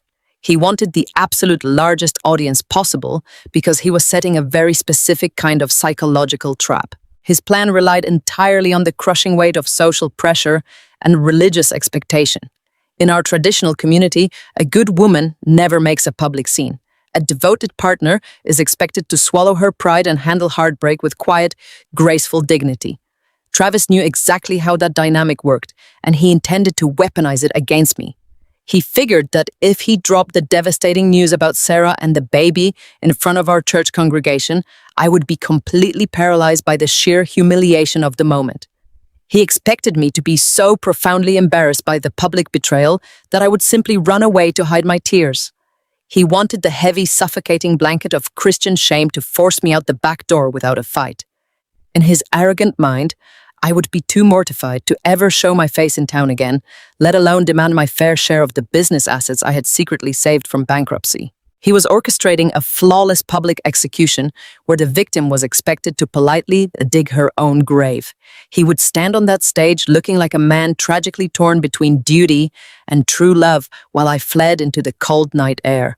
It was a vicious and highly calculated strategy designed to leave him with his booming freight brokerage, his new pregnant mistress, and a sterling reputation as a man who simply had to follow God's mysterious plan. He was so completely intoxicated by his own impending victory that he never bothered to look closely at the woman writing the checks. The afternoon before the party, I sat at my small desk and authorized the final payments for the venue. I paid the premium caterers, the floral designers, and the sound equipment rental company. I signed my name on every single invoice using the very bank accounts he thought he was going to drain dry the moment I was out of the picture. Every stroke of my pen felt like locking a deadbolt on a heavy iron door. I was funding the very stage where he intended to ruin me, but I did it with a perfectly steady hand. I knew something he could not possibly comprehend. I knew that the massive corporate debt he thought his silent angel investor had magically erased was actually sitting inside a blind limited liability company that I entirely controlled. I had already executed the default clause. I had already legally seized 51% of his entire logistics empire. He was my employee, and he was currently pacing our living room rehearsing the speech he would use to fire himself. That evening, the house was painfully quiet. Travis had gone to bed early, claiming he needed a full night of rest before the most important day of his life. I stayed awake sitting in the dark living room, illuminated only by the streetlights filtering through the window blinds. I felt a strange, profound sense of absolute peace settling over my shoulders. The exhaustion that had plagued me for 2 years was completely gone. The anxiety that used to keep me awake at night had vanished. The trap was now perfectly set. All the players were moving exactly where I needed them to be. Sarah was picking up her maternity dress. Travis was dreaming about his triumphant new life. The congregation was preparing their congratulations. The vendors were looking forward to an open bar. They were walking blindly into a narrative that I now entirely controlled. I did not feel any lingering heartbreak or sorrow for the future I had lost. I only felt a cold, calculating readiness. The stage was built. The audience was gathered, and the curtain was about to rise. Tomorrow, Travis would take that microphone, expecting to end my world, but he had absolutely no idea that I was already holding the match that would burn his kingdom to the ground. The double doors of the fellowship hall swung open, and the heavy scent of roasted garlic and expensive prime rib completely filled the room. I stood near the catering station, watching the final preparations for the engagement party I had funded down to the very last napkin. The space had been transformed into a lavish country club setting right in the middle of our modest church. Massive floral centerpieces of imported white roses cascaded down every table. The lighting was dimmed to a soft romantic glow, masking the cheap linoleum floor beneath our feet.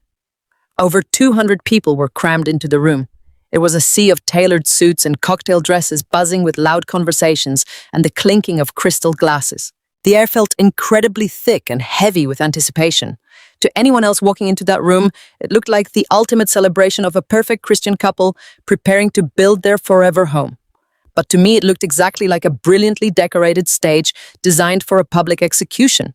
and I was the one paying the stagehands. The head caterer, a tall, stressed man in a crisp white shirt, walked up to me holding a leather clipboard. He wiped his forehead and politely asked for the final payment before they began serving the main course. I did not hesitate. I reached into my tote bag and pulled out my personal checkbook. I wrote a massive check that completely drained my remaining checking account balance. As I handed the slip of paper over, I felt a strange thrill wash through my chest. 2 days ago, writing that check would have triggered a suffocating panic attack. I would have felt the crushing weight of my financial sacrifice pressing down on my lungs. But tonight, handing over my last dollar felt entirely different. It felt like buying front-row tickets to the greatest show on earth. I watched the caterer walk away with my money, knowing perfectly well that Travis thought he had successfully drained my final drop of utility. He genuinely believed I was funding my own replacement. He had absolutely no idea that my signature on that check was backed by the legal authority of a majority shareholder who now completely owned his entire life. Across the crowded room, Travis was putting on the performance of a lifetime. He was in his element, floating from table to table with a glass of sparkling cider in his hand. He wore a brand new tailored suit that fit him perfectly, flashing his bright charismatic smile at every single guest. I watched him shake hands with the elder deacons of our church, accepting their warm congratulations with a display of deep false humility. He clapped his shipping vendors on the back, laughing loudly at their jokes and acting like a visionary executive who had conquered the logistics industry. He was deliberately glad, handing the exact people he needed to witness my upcoming humiliation. He wanted the regional distributors and the warehouse landlords to see him as a strong, decisive leader, making a difficult but righteous personal choice. He moved through the crowd with absolute arrogant confidence, completely blind to the trap closing around him. Every time he smiled, I smiled back at him from across the room. He thought my smile meant I was a devoted, naive fiancé soaking up his reflected glory. He did not realize I was looking at an employee who was about to be publicly terminated. The psychological tension in the hall was palpable. Our church friends and extended family members kept coming up to me, wrapping me in tight hugs and telling me how incredibly blessed I was to have a man like Travis. Mrs. Higgins, the pastor's wife, held my hands and told me that God was going to reward my steadfast devotion with a beautiful marriage. I nodded and thanked her, keeping my voice perfectly level. The sheer hypocrisy of the room was staggering, but I refused to let my mask slip for even a single second. I had to maintain the illusion of the happy, compliant workhorse, so Travis would feel completely safe stepping into the snare. I poured glasses of punch for his aunts and uncles. I graciously accepted compliments on the imported floral arrangements. I played my part so flawlessly that no one in that massive crowd suspected a thing. They were all participating in a carefully choreographed dance that Travis had designed to break me. But they did not know the music was about to stop and the floor was about to give way beneath their feet. Then I saw Sarah. My childhood best friend drifted through the crowd wearing a blush pink maternity dress that we had supposedly picked out together for her to wear as my maid of honor. She was glowing with a smug, secretive radiance. She stood near the edge of the stage, delicately resting one hand on her slightly rounded stomach. Every time Travis circled past her, they exchanged a quick, loaded glance. It was a look of shared superiority, a silent confirmation of the devastating bomb they were preparing to drop on my life.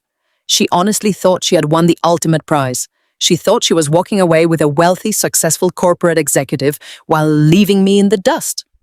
I stood quietly near the catering tables, watching her perform her delicate routine. The absolute audacity of her standing in a room paid for by my exhausted labor while carrying my fiancé's child was breathtaking. The microphone on the wooden stage suddenly let out a sharp whine of feedback, cutting through the loud chatter. The massive room began to quiet down as guests turned their attention toward the front. Travis set his tall glass on a nearby catering table and confidently climbed the short wooden steps to the brightly lit platform. The dark gathering storm was finally breaking. The final stage was completely set, and I was now absolutely ready for the end. The sharp whine of the sound system pierced the warm air of the fellowship hall. It was a high-pitched screech that made several guests wince and cover their ears. The low hum of overlapping conversations instantly dissolved into a heavy, expectant silence. I was standing near the back, by the rented catering tables, holding my plastic cup of fruit punch. The cold condensation dripped down my fingers. I watched Travis tap the microphone twice with his index finger. He adjusted the metal stand with slow, deliberate movements, making sure every single person was paying absolute attention to him. He stood dead center on the elevated wooden platform bathed in the warm yellow glow of the stage lights. He looked incredibly comfortable up there. He wore that expensive charcoal suit I had funded through weeks of grueling double shifts. He smoothed his lapels and offered the crowd a practiced, humble smile. Everyone in that room was completely captivated by him. His business vendors were leaning forward in their folding chairs.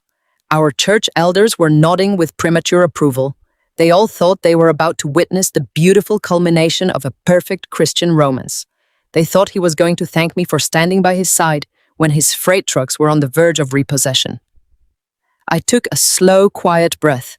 I knew exactly what was coming because I had read the digital blueprint of his betrayal on that cloud drive. The stage was perfectly set just the way he wanted it. Travis leaned into the microphone stand and let out a deep theatrical sigh. He told the silent room that the past 2 years had been the most challenging season of his entire life. He spoke about the heavy burden of building a regional logistics empire from the ground up. He painted a vivid picture of late nights and endless stress and the crushing weight of commercial expectations. He was playing the role of the weary visionary leader to absolute perfection. Then his tone shifted. It dropped into a lower, more somber register. He said that sometimes the people who start the journey with you are not meant to cross the finish line. My mother shifted uncomfortably in the front row. Travis looked directly at me over the heads of the crowd. He told our entire community that while he appreciated my early support, he had realized I was fundamentally stifling his growth. He claimed I had a restrictive mindset that could not comprehend the massive scale of his entrepreneurial destiny. He wanted everyone to believe that I was nothing more than an anchor, weighing down his massive potential. He said a man walking a righteous path needs a partner who walks beside him in faith, not someone who constantly pulls him backward into fear and financial anxiety. Every single word was a calculated dagger meant to completely shatter my public reputation. He was openly transforming my massive financial sacrifices into character flaws. A low murmur of confusion rippled through the fellowship hall. My father clenched his jaw. Mrs. Higgins, the pastor's wife, dropped her gaze to the floor. Travis did not let the awkwardness linger. He immediately pivoted to the next phase of his public execution. He announced that God works in mysterious and profound ways. He said that in his darkest moments of corporate isolation, the Lord had sent him a true beacon of light. He turned his attention toward the edge of the stage and softly called Sarah's name. My childhood best friend slowly walked up the wooden steps. She was wearing that blush pink maternity dress we had purchased together. She played her part with sickening accuracy. Her hands were trembling. Her eyes were already brimming with delicate, rehearsed tears. She stood next to the man I had financially saved from absolute ruin and looked out at the shocked congregation.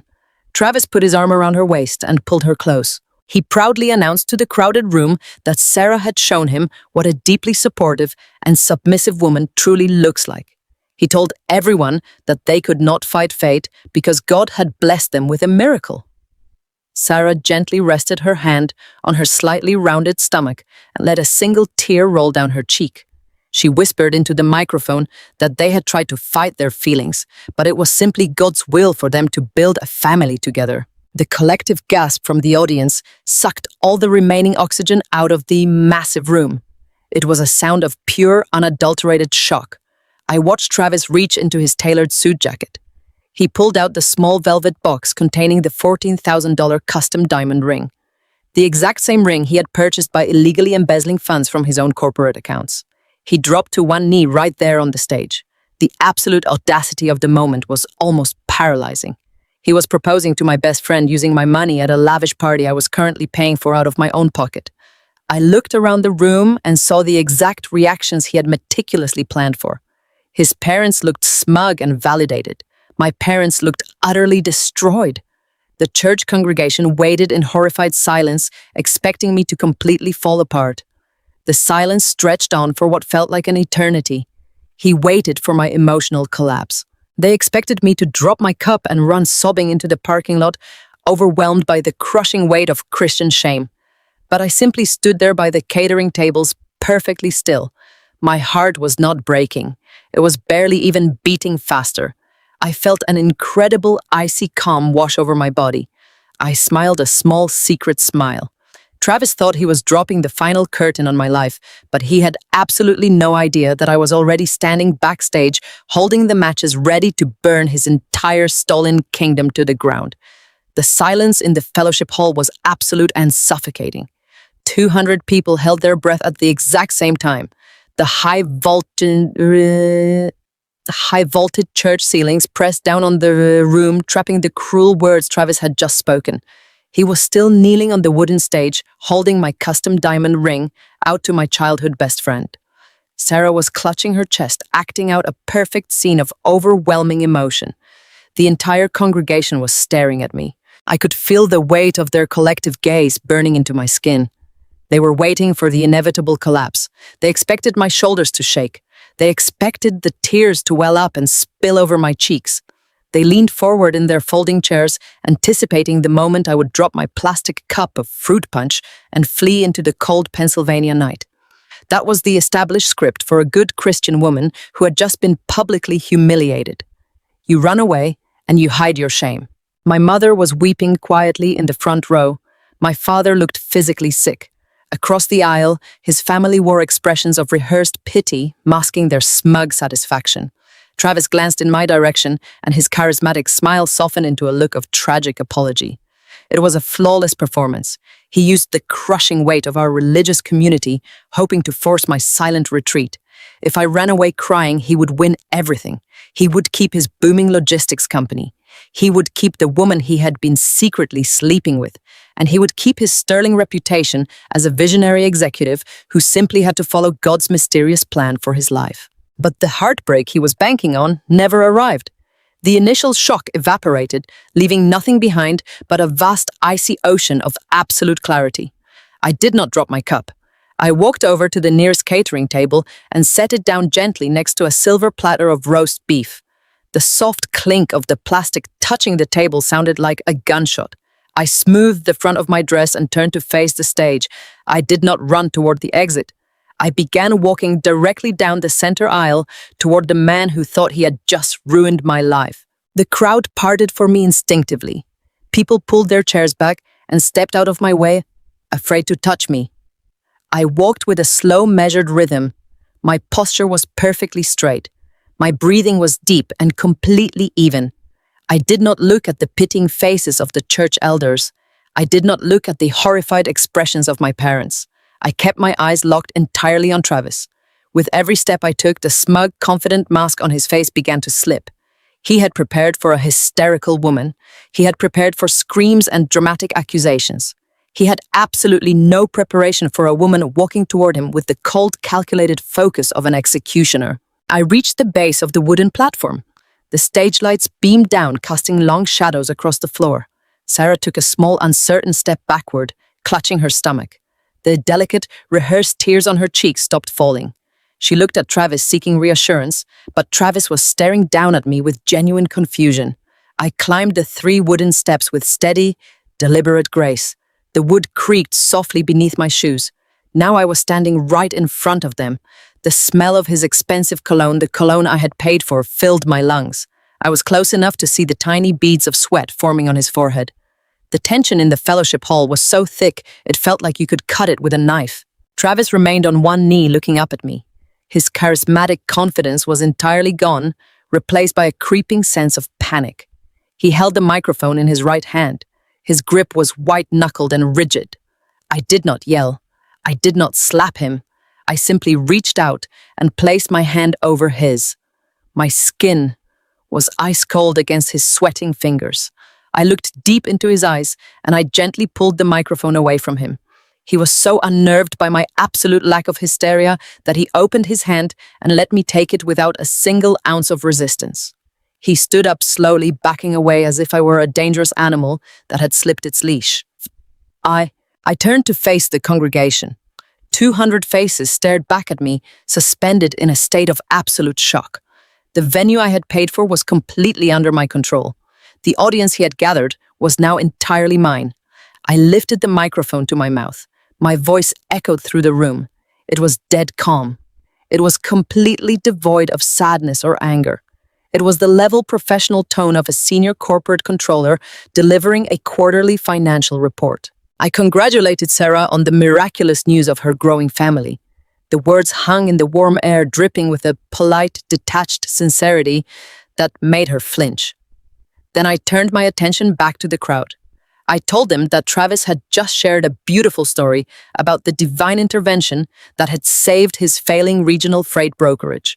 I told them it was a deeply moving tale about a silent angel investor who had mysteriously appeared to buy out his crushing commercial debt. I paused, letting the perfect silence stretch out for 3 agonizing seconds. I looked directly at Travis. The color had completely drained from his face. I spoke into the microphone again, and my voice rang clear and true across the fellowship hall.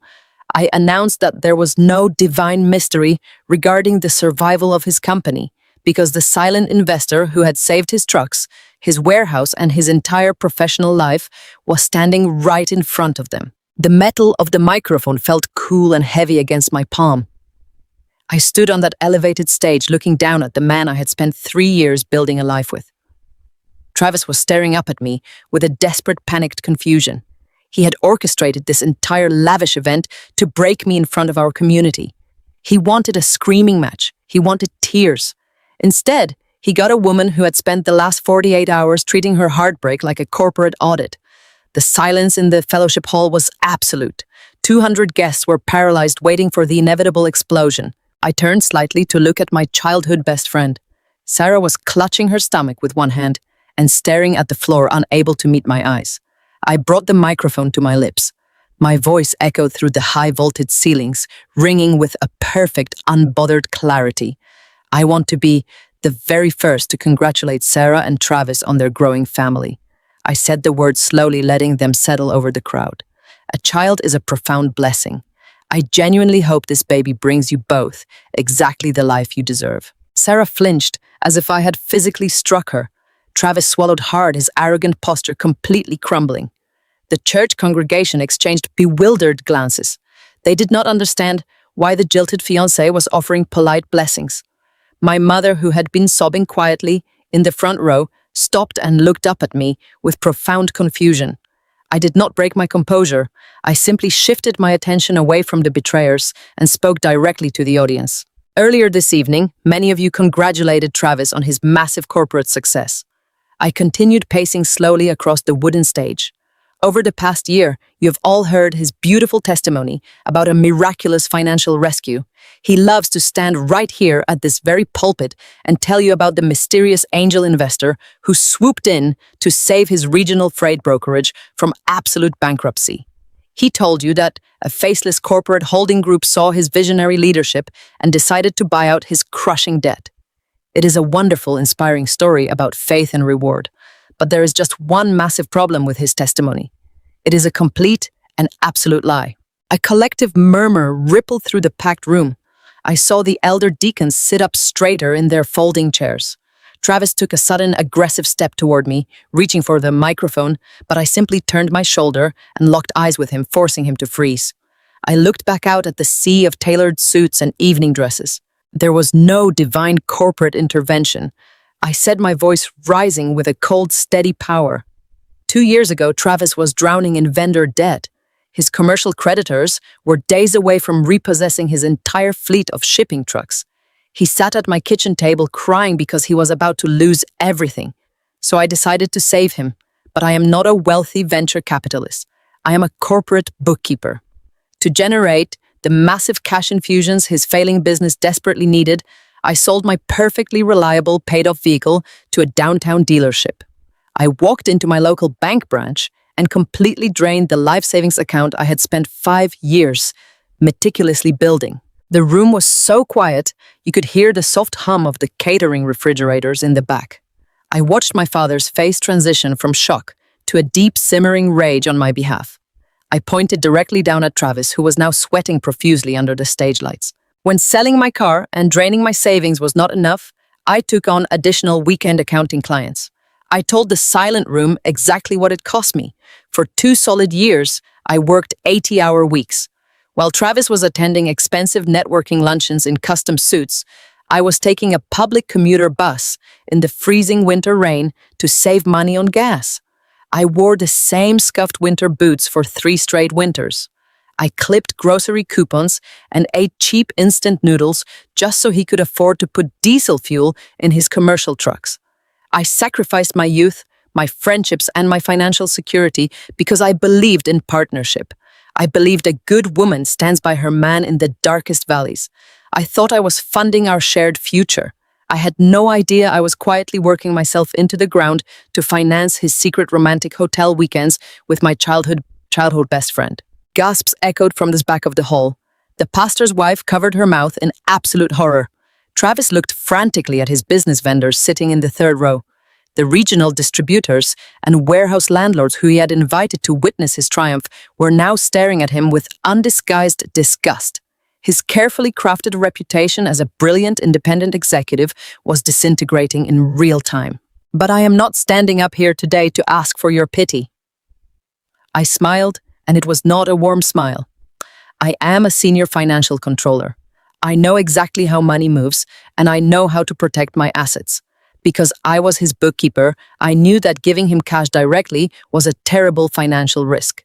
When his massive commercial creditors demanded a formal structured buyout, I was the one who drafted the 40-page legal contracts. I quietly established a blind limited liability company called Apex Financial Holdings. I transferred my life savings into that corporate entity, and I used it to purchase his outstanding debt notes for pennies on the dollar. I walked to the absolute edge of the stage, looming right over Travis. He was breathing heavily, his eyes darting around the room, looking for an escape that did not exist. Travis was so incredibly arrogant that he never bothered to read the fine print of the contracts he blindly signed. I said, speaking directly to the business vendors who fully understood the gravity of corporate debt. He genuinely believed a mystery angel investor had magically erased his problems. He had absolutely no idea that Apex Financial Holdings was entirely owned and controlled by me. I am the angel investor.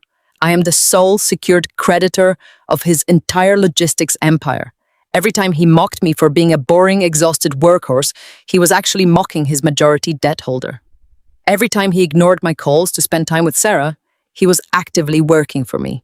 And while he thought he was brilliantly plotting my public humiliation tonight, he had absolutely no idea that he was standing on a stage that I own, paying for a party that I funded, preparing to lose a company that now officially belongs to me.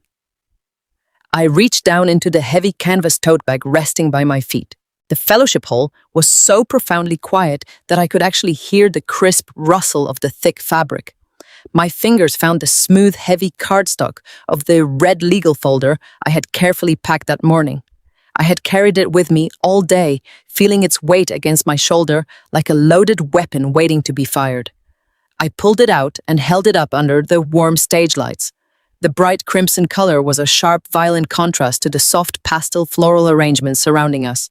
I wanted the physical proof of his betrayal to be the brightest thing in the room. I did not throw it at his face. I did not shove it aggressively into his chest. I simply extended my arm and pressed it gently against his tailored suit jacket until his trembling hands had absolutely no choice but to take it. He looked down at the folder as if it were a venomous snake about to strike. He was breathing heavily, his charismatic facade completely shattered. I lifted the microphone back to my mouth. I wanted every single person in that massive room to hear exactly how this arrogant man had engineered his own absolute destruction. I looked directly at the regional shipping distributors and the warehouse landlords sitting in the 3rd row.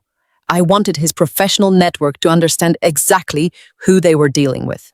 When I bought out his massive commercial debt through my blind holding company, I established very strict legal boundaries.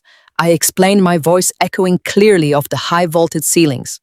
The restructuring contracts contained specific ironclad default clauses regarding the misappropriation of company funds. If any corporate money was diverted for unapproved personal expenses, the massive debt would immediately default. Travis finally managed to open the red folder. His panicked eyes darted frantically across the dense legal paragraphs and the freshly notarized signatures. I watched the remaining blood completely drain from his face, leaving his skin the color of old ash. Just 3 weeks ago, he authorized a $14,000 withdrawal from his primary operating account. I continued pacing slowly across the wooden stage with measured, deliberate steps. He deliberately miscategorized that massive withdrawal as a promotional client appreciation expense to hide it from his accountant. But he did not spend that money on branded coffee mugs or holiday gift baskets to thank his hardworking vendors. He used those embezzled corporate funds to purchase a custom platinum diamond ring for my childhood best friend. A collective, horrified gasp ripped through the crowded room. I saw his mother sink back into her folding chair, covering her mouth with both hands in absolute shock. The smug, rehearsed satisfaction she had worn all evening completely vanished, replaced by a creeping sense of social ruin. Sarah took a stumbling step backward, nearly tripping over the thick black microphone cord. She clutched her stomach, looking at Travis with wide, terrified eyes. She had genuinely believed she was stealing a wealthy, successful executive. She thought they were playing a brilliant game of chess, while I was completely oblivious to the board. She was just now realizing that the heavy diamond sitting on her left hand was essentially stolen property. The man she had tied her future to was not a visionary leader. He was an arrogant fool actively committing financial fraud. Travis was struggling to draw breath. His mouth opened and closed, but no sound came out. He stared blindly at the printed invoice for the luxury jewelry store included right at the front of the red folder. The physical, undeniable proof of his blatant embezzlement was staring right back at him. I turned my attention back to the silent congregation. Because Travis violated the explicit terms of his commercial debt agreement by embezzling those funds, he triggered an automatic and irreversible default. And because we all know he does not have hundreds of thousands of dollars in liquid cash sitting around to pay back my holding company, the contract allowed me to execute an immediate equity conversion. I stopped pacing and stood dead center on the platform, looking down at the man who had meticulously planned to ruin my public reputation. I did not just save your failing business, Travis. I bought it out right from under your nose. I legally executed the conversion clause yesterday afternoon. By the time you came home last night and complained about how stressful it was to be a chief executive officer, you were already working for me. As of yesterday at 2 o'clock, I officially own 51% of your entire freight brokerage. I am the majority shareholder. I am the legal owner of your commercial trucks, your warehouse leases, and your operating accounts. The sheer magnitude of the reversal hit the fellowship hall like a physical shockwave. The shipping vendors were staring at Travis with undisguised disgust. A man who steals from his own business to buy jewelry for his pregnant mistress is a massive liability. Travis dropped the velvet ring box onto the wooden stage floor. It hit the boards with a hollow thud. He reached a shaking hand toward me, begging me silently to stop begging me to take it back. But I was entirely done being his quiet, devoted savior. I lifted my chin and delivered the final, absolute blow. I am formally terminating your employment, effective immediately. I announced, my voice ringing with the cold, ruthless authority of a seasoned corporate controller. You no longer work for the brokerage. Your corporate access has been completely revoked. I have already frozen all company bank accounts, and I am pressing civil charges against you for corporate embezzlement and financial fraud. You wanted a massive public spectacle to launch your new life. Well, here it is, but you will be starting it completely unemployed, bankrupt, and facing absolute legal ruin. You thought you were discarding a useless workhorse, but you just fired yourself. The heavy red cardstock trembled in his hands as he finally flipped the cover open. Travis stared down at the bold legal print. I watched his eyes dart across the page, desperately searching for a loophole that simply did not exist. He read the official notice of equity conversion. He saw the notarized signatures and the bank records highlighting his fraudulent transfer. The deep, arrogant tan he acquired during expensive networking trips completely washed away. His skin turned a sickening pale gray. He looked like a man who had stepped off a massive cliff, waiting for the ground to rush up. The velvet box slipped from his rigid fingers. It hit the wooden stage with a hollow thud, bouncing once before resting near the platform edge. The $14,000 diamond ring spilled out, catching the bright lights, but nobody was looking at the jewelry anymore. Sarah stood perfectly still beside him. Her hand was no longer resting protectively on her stomach. It hovered near her throat, as if she were suddenly struggling to breathe. She looked down at the fallen ring and then up at the man she had conspired with. The reality of the situation hit her with the brutal force of a freight train. She had spent months manipulating her way into his life, playing the role of the innocent student. She willingly destroyed a lifelong friendship and risked her standing in our tight-knit church community because she thought she was securing a wealthy executive. She thought she was stepping into a life of absolute luxury, funded by my exhausted labor. Now she stared at a man who did not even have the authority to sign his own paycheck. She traded her reputation and dignity for an unemployed fraud, drowning in civil litigation. The smug, radiant glow she wore all evening completely dissolved, leaving behind nothing but raw panic. She took a slow, deliberate step away from him, distancing herself from the massive wreckage she helped create. A heavy murmuring began to rise from the fellowship hall. It started in the third row, where his regional shipping distributors and warehouse landlords were seated. These were hard-experienced business owners who understood exactly what an equity conversion and a frozen operating account meant. They were not looking at a visionary leader making a difficult personal choice. They were looking at a desperate amateur who stole from his own ledgers and lost his entire company because he was too arrogant to read a contract. One of the largest freight vendors stood up from his folding chair, shook his head in absolute disgust, and walked straight down the center aisle toward the exit. He did not say a single word, but that silent departure spoke volumes. The professional empire Travis bragged about was disintegrating right in front of our eyes. The social collapse followed immediately. Our church congregation was built on a foundation of strict traditional values and heavy accountability. They were ready to forgive him when they thought he was following divine guidance to build a family with Sarah. But corporate embezzlement and calculated financial manipulation were entirely different sins. The whispers grew louder, turning into open declarations of profound disappointment. I saw the elder deacons exchanging dark, disapproving looks.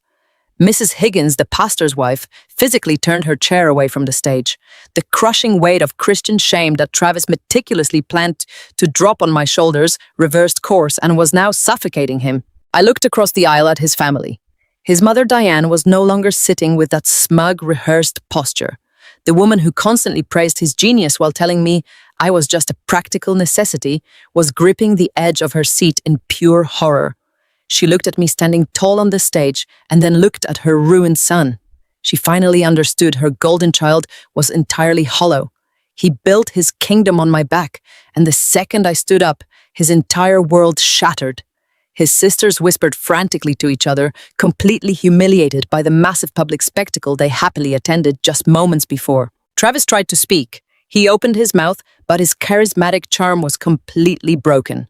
He stammered something incoherent, reaching a shaking hand out toward me. He actually tried to step forward to beg for a private conversation, but the microphone was still in my hand. I did not step back. I stood my ground, radiating the cold, absolute authority of a woman who held every single string. I spoke clearly into the microphone, making sure my voice reached the very back of the hall. "There is absolutely nothing left to discuss," I said, cleanly severing his final desperate attempt to regain control. "You wanted an audience for your grand betrayal, and I simply provided the facts. You can leave your corporate keys and company credit cards on the catering table. My security team will ensure you are escorted off the commercial property if you attempt to enter the dispatch warehouse tomorrow morning." Sarah let out a sharp sob, covering her face with both hands. It was not a fake, delicate tear meant to garner sympathy. It was a visceral sound of total ruin. She practically ran down the wooden steps, pushing past the staring guests and fleeing toward the double doors. She left him standing entirely alone under the harsh, yellow spotlights. Travis looked around the massive room, desperately searching for a single friendly face. He looked at his parents, but his father just stared at the floor, refusing to meet his eyes. He looked at his church community, but they offered nothing but cold judgment. He was completely isolated, trapped in the exact public nightmare he designed for me. I turned my back, walked calmly down the stage steps, and exited the fellowship hall, leaving him to choke on the bitter ashes of his own profound arrogance. The Monday morning after the lavish engagement party did not bring the bright, glorious future Travis had so arrogantly envisioned. Instead, it brought the cold, ruthless reality of corporate law. At exactly 8 o'clock in the morning, my private security team escorted him off the premises of the regional freight brokerage he used to call his own. He tried to argue, of course. He tried to make a massive scene in the commercial parking lot in front of the truck drivers and warehouse staff he used to command with such absolute authority. But loud, desperate protests do absolutely nothing against ironclad legal documents and a squad of hired professionals. He was handed a single cardboard box containing the few personal items from his desk and instructed to never return to the property. I did not go down to the dispatch warehouse to watch his humiliating exit. I was already sitting in a high-rise boardroom downtown with my attorney Robert, meticulously orchestrating the final liquidation of his stolen empire. I had absolutely no intention of running a logistics company. I was a corporate bookkeeper, and my ultimate goal was never to become a freight magnate. My goal was simply to recoup the life savings I had sacrificed and to ensure that the man who exploited my devotion paid the absolute highest price. Robert and I immediately reached out to a massive national logistics competitor. They had been trying to buy out Travis for years, but his inflated, arrogant ego had always caused the negotiations to fail. He thought his fragile company was worth 10 times its actual value, but I am an accountant. I deal in absolute reality and cold, hard numbers. I offered the national competitor a clean, expedited buyout of the entire operation. I sold them the commercial truck fleet, the massive warehouse leases, the lucrative vendor contracts, and the digital dispatch technology. Because I legally held the 51% majority stake and the remaining defaulted debt notes, I had the unilateral legal authority to force the total sale without a single ounce of input from Travis. The complex liquidation process took exactly 1 month to finalize. For 4 chaotic weeks, Travis desperately tried to file legal injunctions to block the corporate sale. He hired a cheap local lawyer to fight my corporate team, but he had absolutely no money to pay the retaining fees. His personal bank accounts were completely drained, and his corporate access was permanently frozen due to the civil embezzlement charges I had formally filed against him. He was drowning in a legal ocean with absolutely no life raft in sight. By the end of November, the buyout paperwork cleared completely. The national competitor wired the funds directly into my blind holding company accounts. When I finally looked at the glowing numbers on my computer screen, I had to remind myself to breathe. I did not just recover the exact money from the sale of my reliable car. I did not just replenish the savings account I had entirely drained to keep his trucks running. The massive corporate buyout yielded an incredible 6-figure profit. My profound sacrifice had been forcefully converted into an absolute fortune. While my bank accounts were overflowing, Travis was experiencing a complete and total social collapse. The reality of his absolute bankruptcy hit him with the force of a physical blow.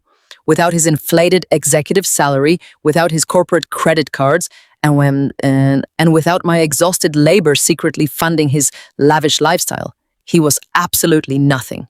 The luxury downtown apartment he had planned to share with my childhood best friend was suddenly completely unaffordable.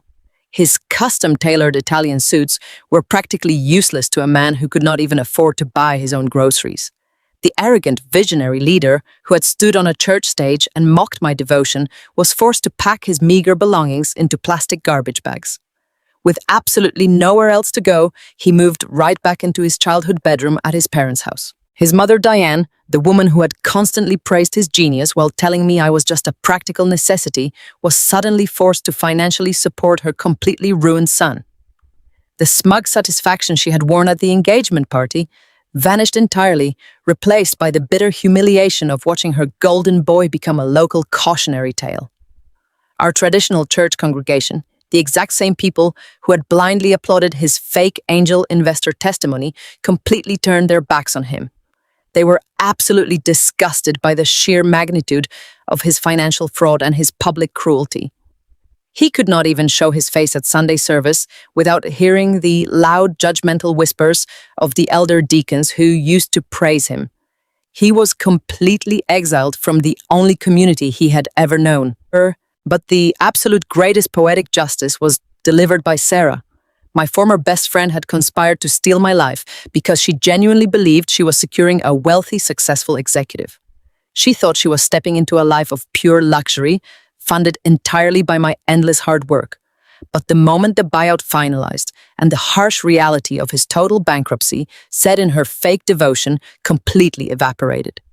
Sarah had absolutely no interest in living in a cramped childhood bedroom with an unemployed man facing severe civil embezzlement charges. Furthermore, she discovered that the $14,000 custom diamond ring she wore was legally classified as stolen corporate property tied to an active fraud investigation, so she could not even pawn it for cash.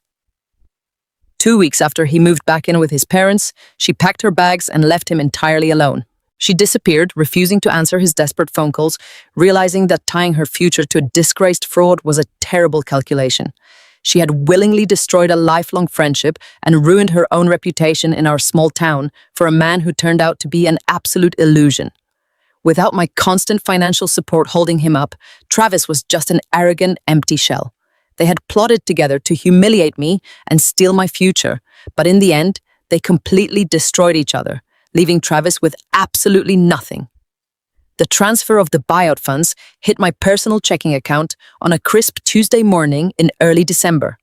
I was sitting at my corporate office desk, holding a warm cup of coffee, when the digital notification popped up on my screen. I stared at the massive 7-figure number glowing against the stark white background. It was not just a sum of money. It was the physical manifestation of my reclaimed dignity and the undeniable proof that my grueling double shifts, my sold vehicle, and my exhausted tears had actually amounted to something magnificent. For 2 solid years, I had bled myself completely dry to build a financial foundation for a man who secretly despised me. Now, I was holding the keys to his entire kingdom in the palm of my hand. The very first thing I did was call a premium real estate agent. I had spent my entire adult life living in cramped, drafty apartments and clipping grocery coupons just to survive his endless debts. That era of my life was permanently over. Within 3 weeks, I closed on a beautiful modern townhouse right in the heart of the downtown district. It featured massive floor-to-ceiling windows, gorgeous dark hardwood floors, and a spacious kitchen with white quartz countertops that had never seen a cheap box of instant noodles. When I turned the heavy brass key in the front door for the very first time, I stepped into a quiet, echoing space that belonged entirely and exclusively to me. There were no ghosts of aggressive commercial creditors haunting my new living room. There were no late-night text messages from a treacherous best friend vibrating on a coffee table. There was only bright morning sunlight pouring through the glass and the profound absolute silence of a woman who had finally rescued herself. My professional life blossomed beautifully alongside my newfound personal freedom. When the senior partners at my accounting firm learned about the complex corporate takeover I had meticulously orchestrated, they did not view me as a quiet background bookkeeper anymore. They saw a ruthless analytical mind capable of handling massive high-stakes financial architecture. Before the new calendar year even began, they offered me a massive promotion. I proudly stepped into the role of senior financial controller, complete with a glass corner office, a substantial salary increase, and the exact kind of professional respect I had always deserved but never demanded. I no longer spent my precious weekends sitting at a tiny, cramped desk, auditing freight invoices for an ungrateful parasite. Instead, I spent my Saturdays wandering through local artisan markets, buying expensive, fresh ingredients, and actually sleeping a full 8 hours. I finally threw away those scuffed 4-year-old winter boots and bought myself a beautiful tailored leather pair. I started living exclusively and unapologetically for my own happiness. People often ask me if I carry any lingering bitterness about the years I wasted supporting Travis and Sarah. The honest truth is that I absolutely do not. Bitterness is a heavy anchor, and I refuse to carry their dead weight for another single second. They tried to bury me under the crushing weight of public humiliation and traditional Christian shame. They genuinely thought I was a naive workhorse they could easily slaughter when my financial utility ran out. But they made the fatal, catastrophic mistake of underestimating the quiet woman balancing their daily ledgers. They handed me the exact legal tools I needed to build my own financial fortress, and I used those tools with flawless precision. Travis ended up bankrupt and entirely alone living in his childhood bedroom. Sarah destroyed her reputation and her future for a fraudulent illusion. They dug a massive pit for me and ended up burying themselves. If you are listening to this right now and you recognize yourself in my story, I need you to hear this very carefully. I know what it feels like to be trapped by the heavy chains of the sunk cost fallacy. I know the suffocating pressure of trying to be the perfect devoted partner to someone who treats your massive sacrifices like a basic entitlement. You might be working yourself to the bone right now to save a relationship, a struggling business, or a family dynamic that is actively destroying your mental peace. You might be swallowing your own fundamental needs because society constantly tells you that a good woman is supposed to be endlessly accommodating and forgiving. Please listen to my voice. Never set yourself on fire to keep a parasite warm. True partnership does not require your financial and emotional destruction. Real authentic love does not demand that you strip away your own security to build a golden pedestal for someone else. If you are pouring your entire soul into a person who hides things from you, who mocks your devotion behind your back, or who views your hard-earned bank account as their personal safety net, you must stop immediately. You are not their savior. You are their victim. But you do not have to stay a victim for one more day. You have the absolute power to audit your own life. You have the right to check the ledgers of your personal relationships and demand a fair return on your emotional investment. If the balance is heavily in the red, you have the authority to close the account and walk away completely. You are worth so much more than your utility to a selfish person. You are the ultimate prize. Do not wait for them to give you permission to leave because they will gladly drain you until there is nothing left. Take your beautiful life back with the exact same fierce energy you used to build theirs. Thank you so much for staying with me through this entire journey. If my story resonated with you or gave you the courage to finally look closely at the ledgers of your own life, please hit that like button and subscribe to the channel. Your continued support helps these stories reach the people who desperately need to hear them today. I want to build a strong community of survivors right here. So please, go down to the comments and share your own stories. Tell me about the exact moment you finally realized your own true worth and stopped funding your own destruction. I read every single comment and I draw so much inspiration from your courage. Until next time, remember to protect your peace guard, your assets, and always put yourself first. You absolutely deserve it.